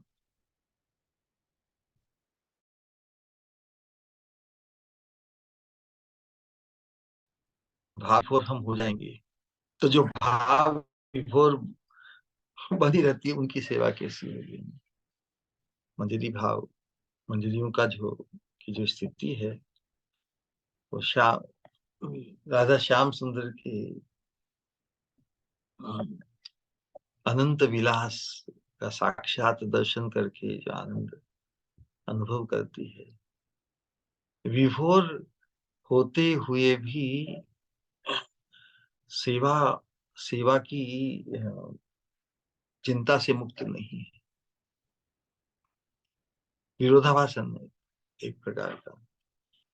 विभोर होते हुए भी मतलब उस प्रेम रस माधुरी का, युगल माधुरी का आस्वादन करते हुए भी राधा रानी के लिए कोई चीज की आवश्यकता हो जाए तो उसके लिए हमेशा सावधान रहती है। ऐसा अद्भुत सौभाग्य है। रसास्वादन,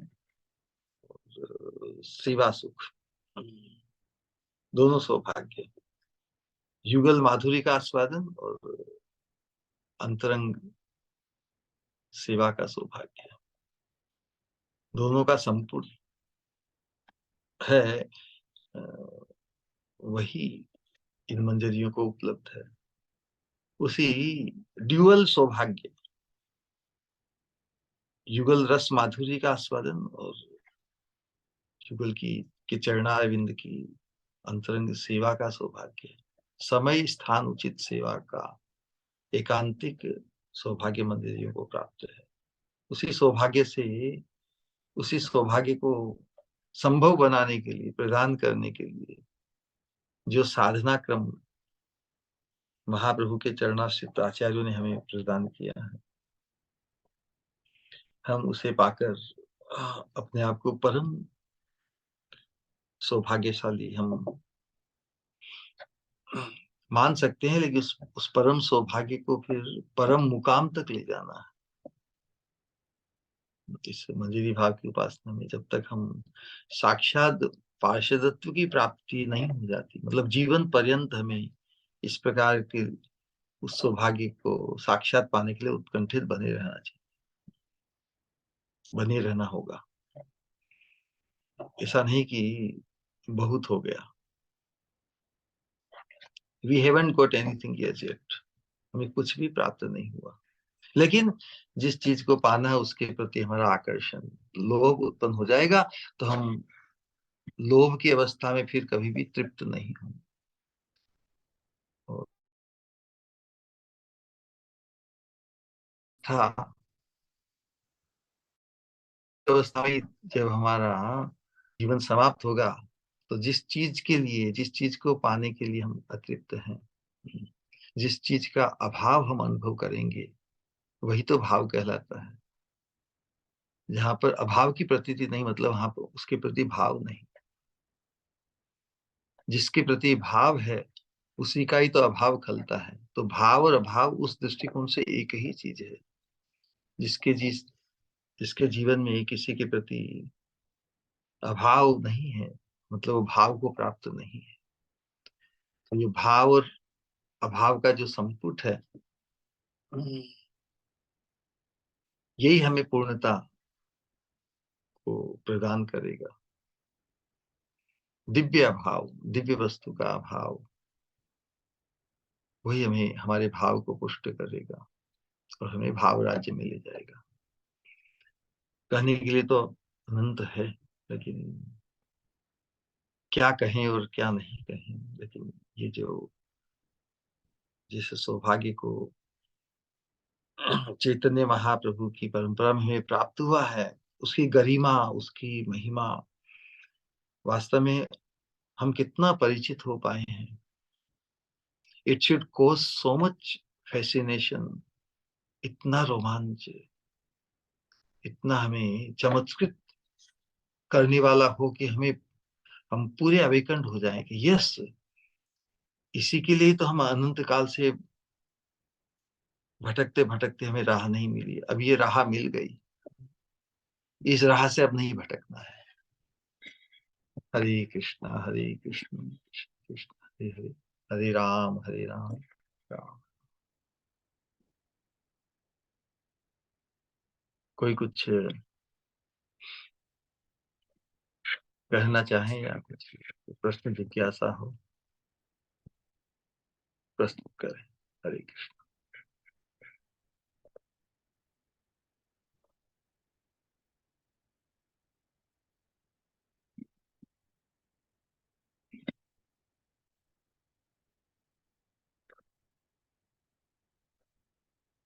हरे कृष्णा। हाँ, बोलिए। प्रणाम जिज्ञासा। श्री गुरु। हरे कृष्णा। कोटि कोटि दंडवत प्रणाम। बहुत सुंदर श्री गुरु, हमेशा की तरह। एकदम ऐसा लगता है राधा रानी आंखों के सामने घूम रही है। बहुत अच्छा लगा श्री गुरु। प्रश्न इससे रिलेटेड नहीं है, बस अभी श्राद्ध पक्ष चल रहा है, तो जो हम श्राद्ध वगैरह सब करते हैं, तो उसका कुछ इम्पोर्टेंट पॉइंट्स या फिर हमें कैसा भाव रखना चाहिए हमारे लिए, ये कहाँ तक यूजफुल और नेसेसरी है, आप प्लीज बताइए।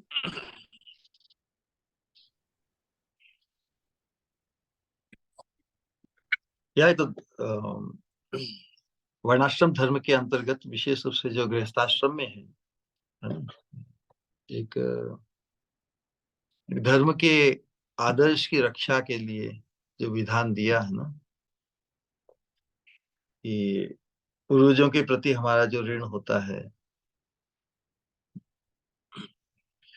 उनके उनके परम हित के लिए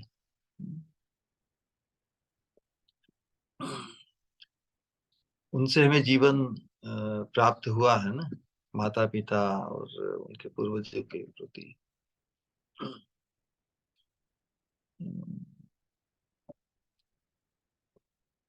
वास्तव में जो एकांतिक मनोभाव से कृष्ण भक्ति में जिसने अपने जीवन के न्यौछावर किया है, उनके लिए और कोई कर्तव्य वास्तव में बाकी नहीं रहता।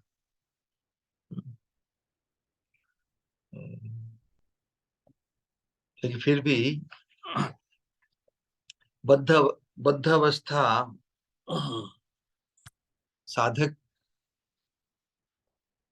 कम से कम गृहस्थाश्रम में जो बात बताई ना भगवत गीता में, न माम कर्माणि लिम्पन्ति न मे कर्म फले स्पृहा। फिर भी भगवान कहते कि मैं भी कर्म करता हूँ, मतलब लोक संग्रह के लिए, लोक में जो धर्म के अंतर्गत जो कर्तव्य है उससे स्थापित करने के लिए भगवान ने भी ऐसे गृहस्थाश्रम में रहते हुए ये जो कर्तव्य निभाए। चैतन्य महाप्रभु ने भी पिता का पिंडदान गया गए थे ना। तो ये जो श्राद्ध का जो की जो व्यवस्था है, विशेष गृहस्थाश्रम में जो है, उसमें हमारा पूर्वजों के प्रति और पूर्वजों के भी परम हित के लिए विधान है। यदि कोई किसी चीज की कमी रह गई है उनके जीवन में परम गति को प्राप्त करने में, तो ये जो विधान है शास्त्रों में,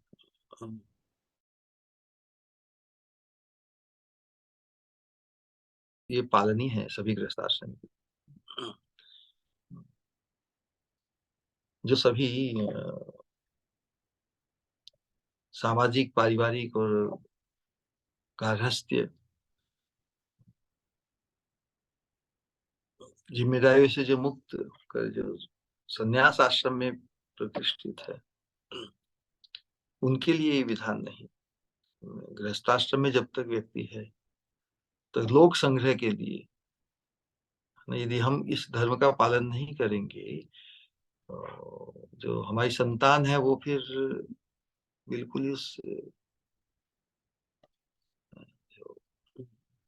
हमारा जो हमारे पूर्वजों के लिए प्रति जो उनके कल्याण की जो भावना है, उनके परम हित की भावना, उनके प्रति जो ग्रेटिट्यूड है, वो एक्सप्रेस करने की जो परंपरा है उससे हम च्युत हो जाएंगे।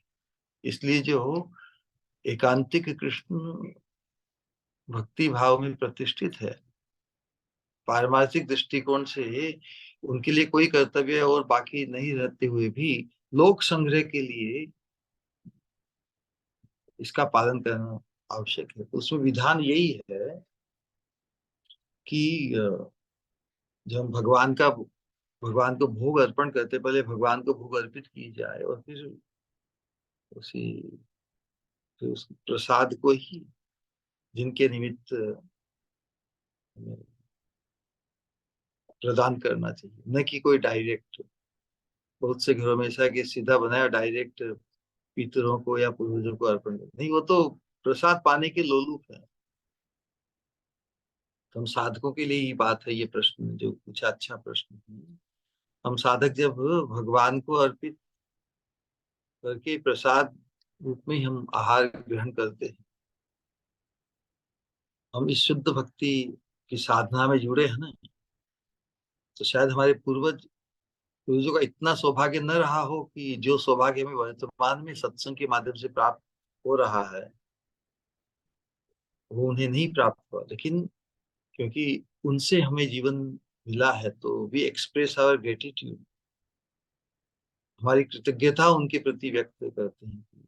आप भी भगवत प्रसाद को पाकर जो कुछ भी कमी या जो कुछ भी, भगवत प्रसाद में तो साक्षात भगवान से अभिन्न है।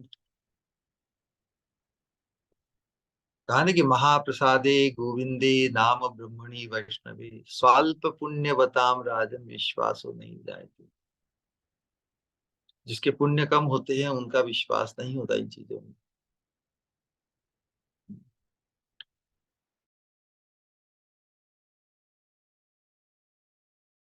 ये उस पुण्य करता है,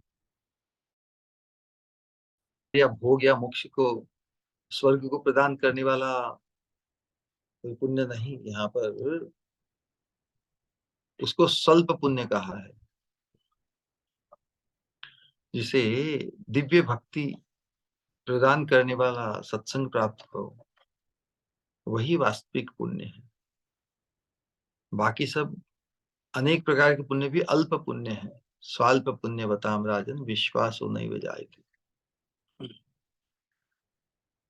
तो महाप्रसाद में हमारी हमारी श्रद्धा बहुत जागृत है। तो महाप्रसाद की क्या महिमा है? महाप्रसाद का सेवन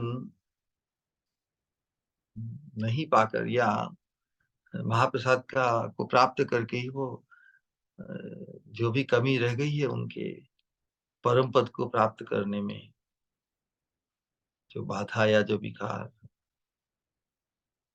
महाप्रसाद उनसे उन्हें तर्पण करने से, उनके निमित्त करने से वो भी परम गति को प्राप्त है। क्योंकि ये परम गति महाप्रसाद के सेवन से होती है, हम वो समझते हैं ना। तो हमें जो सौभाग्य प्राप्त हुआ है, उसी सौभाग्य को उन्हें भी महाप्रसाद के माध्यम से प्रदान किया जाए। यही है वास्तव में श्राद्ध। वैष्णवों के लिए यही श्राद्ध की पद्धति है। भगवान को अच्छी तरह से रसास्वादन कराएं और फिर प्रसाद को के निमित्त करें। ऑलराइट। जी श्री गुरु, बहुत बहुत धन्यवाद। हरे कृष्ण।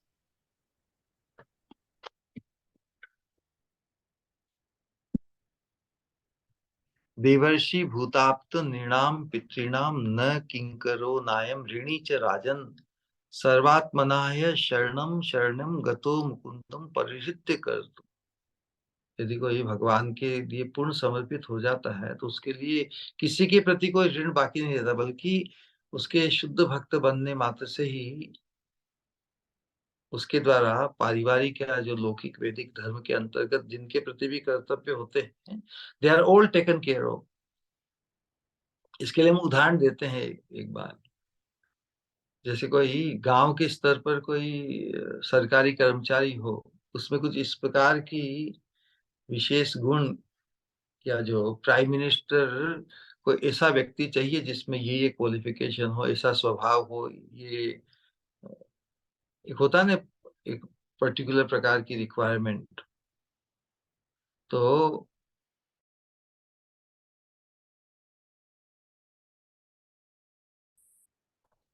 गांव के स्तर पर कार्यकर्ता से डायरेक्ट प्राइम मिनिस्टर का संगी या एसोसिएट बनने का जब अवसर आता है, तो क्या होता है, सभी को लांग जाता है ना वो।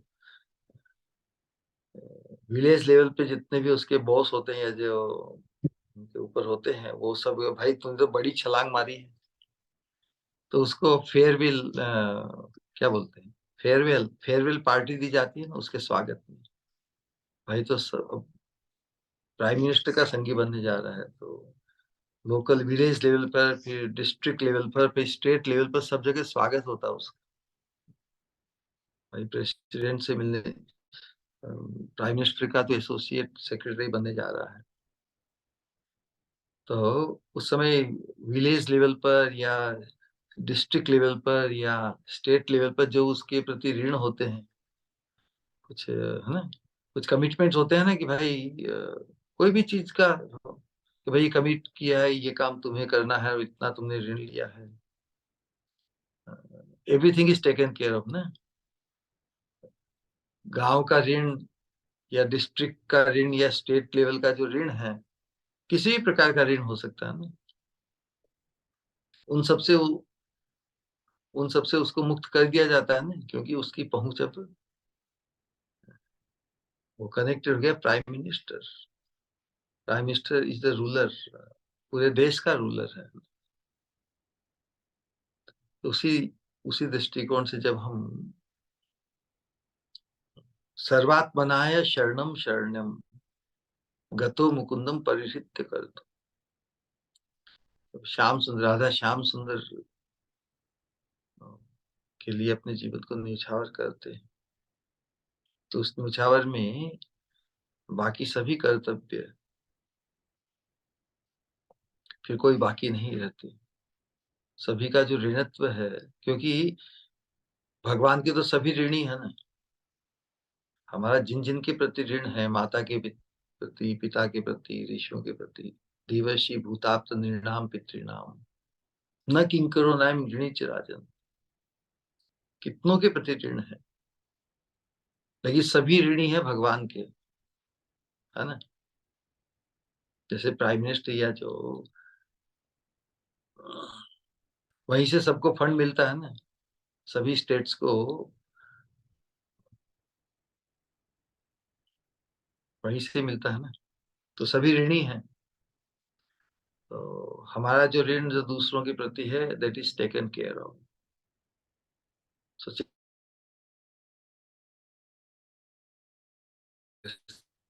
राष्ट्र संग्रह के लिए हमें निष्ठा है कि यस, हम भगवान का प्रसाद ही सेवन करते हो, भगवान का प्रसाद उनके प्रति अर्पण करने से वास्तव में हमारे भक्त, शुद्ध भक्त बनने से सभी ऋणों से मुक्त होता है। लेकिन शुद्ध भक्त अपनी नम्रता के कारण, ह्यूमिलिटी के कारण, खुद को बद्ध जीव ही मानता है। तो बद्ध जीव जिस प्रकार आदर्श को निभाते हुए लोक संग्रह के लिए उन कर्तव्यों का पालन करता है, और करना भी चाहिए। महाप्रभु ने स्वयं किया जब तक वो गृहस्थाश्रम में रहे, यही आदर्श है। ऑलराइट, ठीक है। जी श्री गुरु, बहुत बहुत धन्यवाद। और कल श्री गुरु जो आपने संदूक वाली बात बताई थी सैटरडे के लेक्चर में, उससे भी हमको बहुत हेल्प मिली। मतलब मैं और श्रद्धा जैसे एक ही घर में रहते हैं हम लोग, तो जैसे एक दूसरे को टाइम देने का और पहले माला जप करने का, ये बहुत वेरी, हेल्प मिली। धन्यवाद।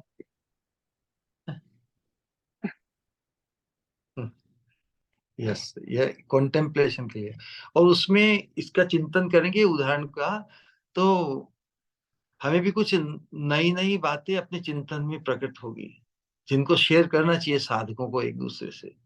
मेरे मन में ये विचार, ये एंगल आया, है ना। ये कॉन्टेम्पलेशन बहुत गजब की चीज है। राधा रानी के श्रृंगार का चिंतन करते हुए, राधा रानी की चितवन का चिंतन करते हुए, राधा रानी की गतिविधि का चिंतन करते हुए, कभी कभी उस भाव में विचार आता है जो रस को पुष्ट करता है। उन भावों का, प्रकार के विचार का आदान प्रदान करना चाहिए। जहाँ पर रस की पुष्टि हो, हमारे जीव गोस्वामी ने बताया है कि बहुत बार जैसे जो नाटक लिखते हैं ना, नाटक लिखने में बहुत से नाटकीय वर्णन होता है, तो रस को पुष्ट करता है ना। इस प्रकार महाभारत के ऊपर या किसी लीला के ऊपर नाटक होता है, तो उसमें और भी नाटकीय रंग, उसमें बहुत अच्छा लगता है ना। हूबहू जैसा वर्णन है, उससे थोड़ा और भी जैसे कहते हैं मिर्च मसाला लगाकर या और भी रंग ढंग से प्रस्तुत किया जाता है, रस की पुष्टि करते हैं। तो उसी प्रकार ही चिंतन के अंतर्गत भी नए नए विचार, नई नई भावनाएं प्रकट होगी हमारे चित्त में, तो उससे भाव की पुष्टि होगी। हरे कृष्ण। हरे कृष्ण।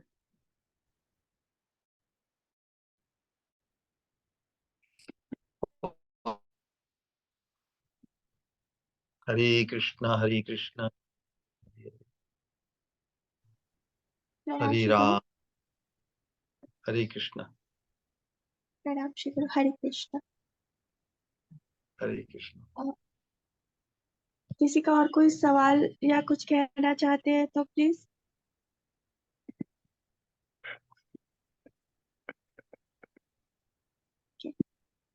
शायद नहीं है।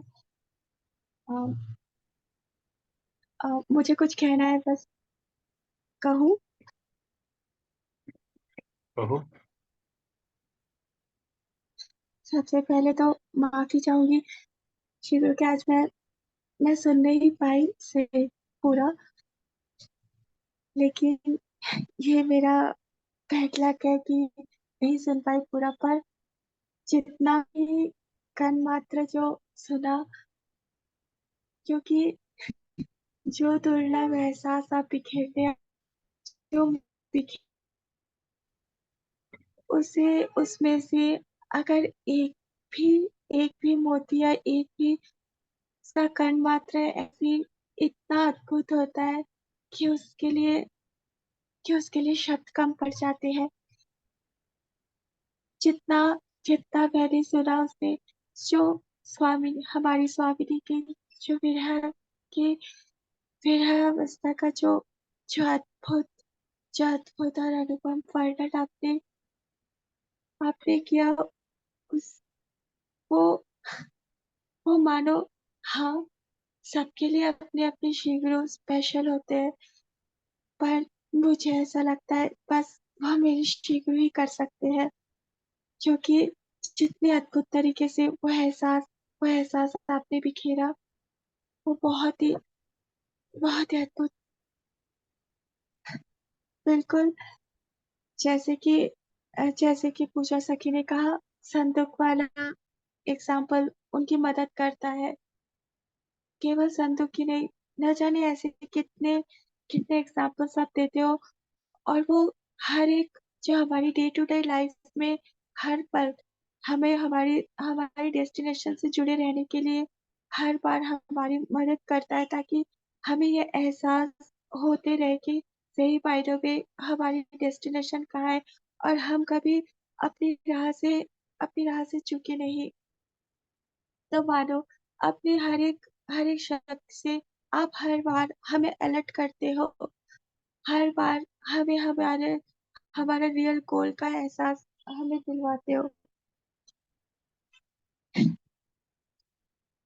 सच पूछो तो जो कहते हैं कि मानुष भगवान की करुणा शक्ति की मूर्ति के रूप में श्री गुरु का आविर्भाव होता है इस जहां में हम जीवों को जीवों के परम कल्याण के लिए।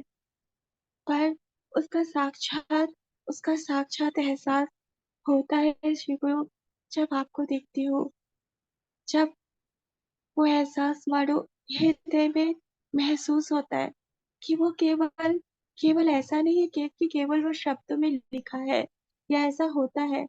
वो सही में वो प्रमाणित होता है हर बार श्री गुरु।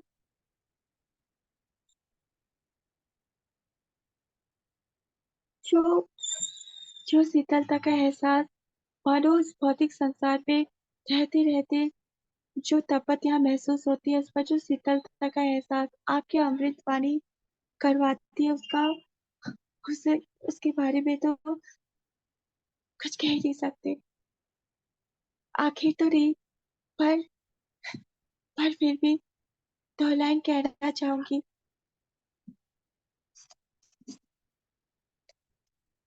मैंने सारी सहारी छोड़ दी, मैंने सारी सहारी छोड़ दी, बस तेरा सहारा काफी है, मुझे चाह नहीं दुनिया भर की, बस तेरा आसरा काफी है। मैंने सारी सहारी छोड़ दी, बस तेरा सहारा काफी है, मुझे चाह नहीं दुनिया की, बस तेरा आसरा काफी है। सही भाइयों के सहारे का एहसास क्या होता है, निर्भयता का एहसास क्या होता है, वो आपने महसूस करवाया ईश्वर। जो मिला साथ आपका, जो थामा आपने हाथ, तो ना ही डर है ना ही घबराहट है। चाहे आए कितनी भी आंधी, चाहे आए कितनी भी तूफान, ये है भरोसा कि ये सशक्त हाथ वो थाम रखे हैं हमें। तो फिर कोई भी तूफान, कोई भी आंधी कुछ कर नहीं सकता। धन्यवाद शब्द is never never never sufficient, पर फिर भी आप हर एक बात के लिए आपका कोटि कोटि धन्यवाद श्री गुरु। प्रणाम। हरे कृष्ण। हरे कृष्णा कृष्ण कृष्ण हरे हरे, हरे राम राम राम हरे हरे। प्रियता और पूज्यता के भाव से आप सब 3 बार हरे कृष्ण महामंत्र का उच्चारण करेंगे हमारे प्रिय श्री गुरु के सम्मान में। हरे कृष्णा हरे हरे कृष्णा कृष्णा हरे हरे कृष्णा कृष्णा हरे कृष्णा हरे हरे, हरे राम राम हरे राम राम राम, हरे कृष्णा कृष्णा हरे कृष्णा कृष्णा हरे कृष्णा हरे, हरे हरे, हरे हरे राम राम राम राम हरे राम हरे, हरे हरे, हरे कृष्णा हरे कृष्णा कृष्णा हरे कृष्णा कृष्णा कृष्णा कृष्णा हरे, कृष्णा हरे हरे, हरे हरे राम राम राम राम राम हरे राम हरे, हरे। राम हरे हरे। प्रणाम श्री गुरु। हरे प्रणाम कृष्णा श्री गुरु। हरे कृष्णा। प्रणाम श्री गुरु। हरे कृष्णा। हरे कृष्णा। प्रणाम श्री गुरु। हरे कृष्ण महाराज, दंडवत प्रणाम। स्वामिनी मते। आप सब हृदय से कहेंगे परम पूज्य भक्ति स्वरूप गोविंद महाराज जी की जय। जय जय जय जय जय जय। परमात्मा प्रणाम श्री गुरु। हरे गोविंद कृष्णा। की जय। हरे प्रेमानंदी। हरे प्रणाम हरे। श्री गुरु। हरे कृष्ण। हरे कृष्णा। हरे हरे कृष्णा। गौर प्रेमानंदी। हरि हरि।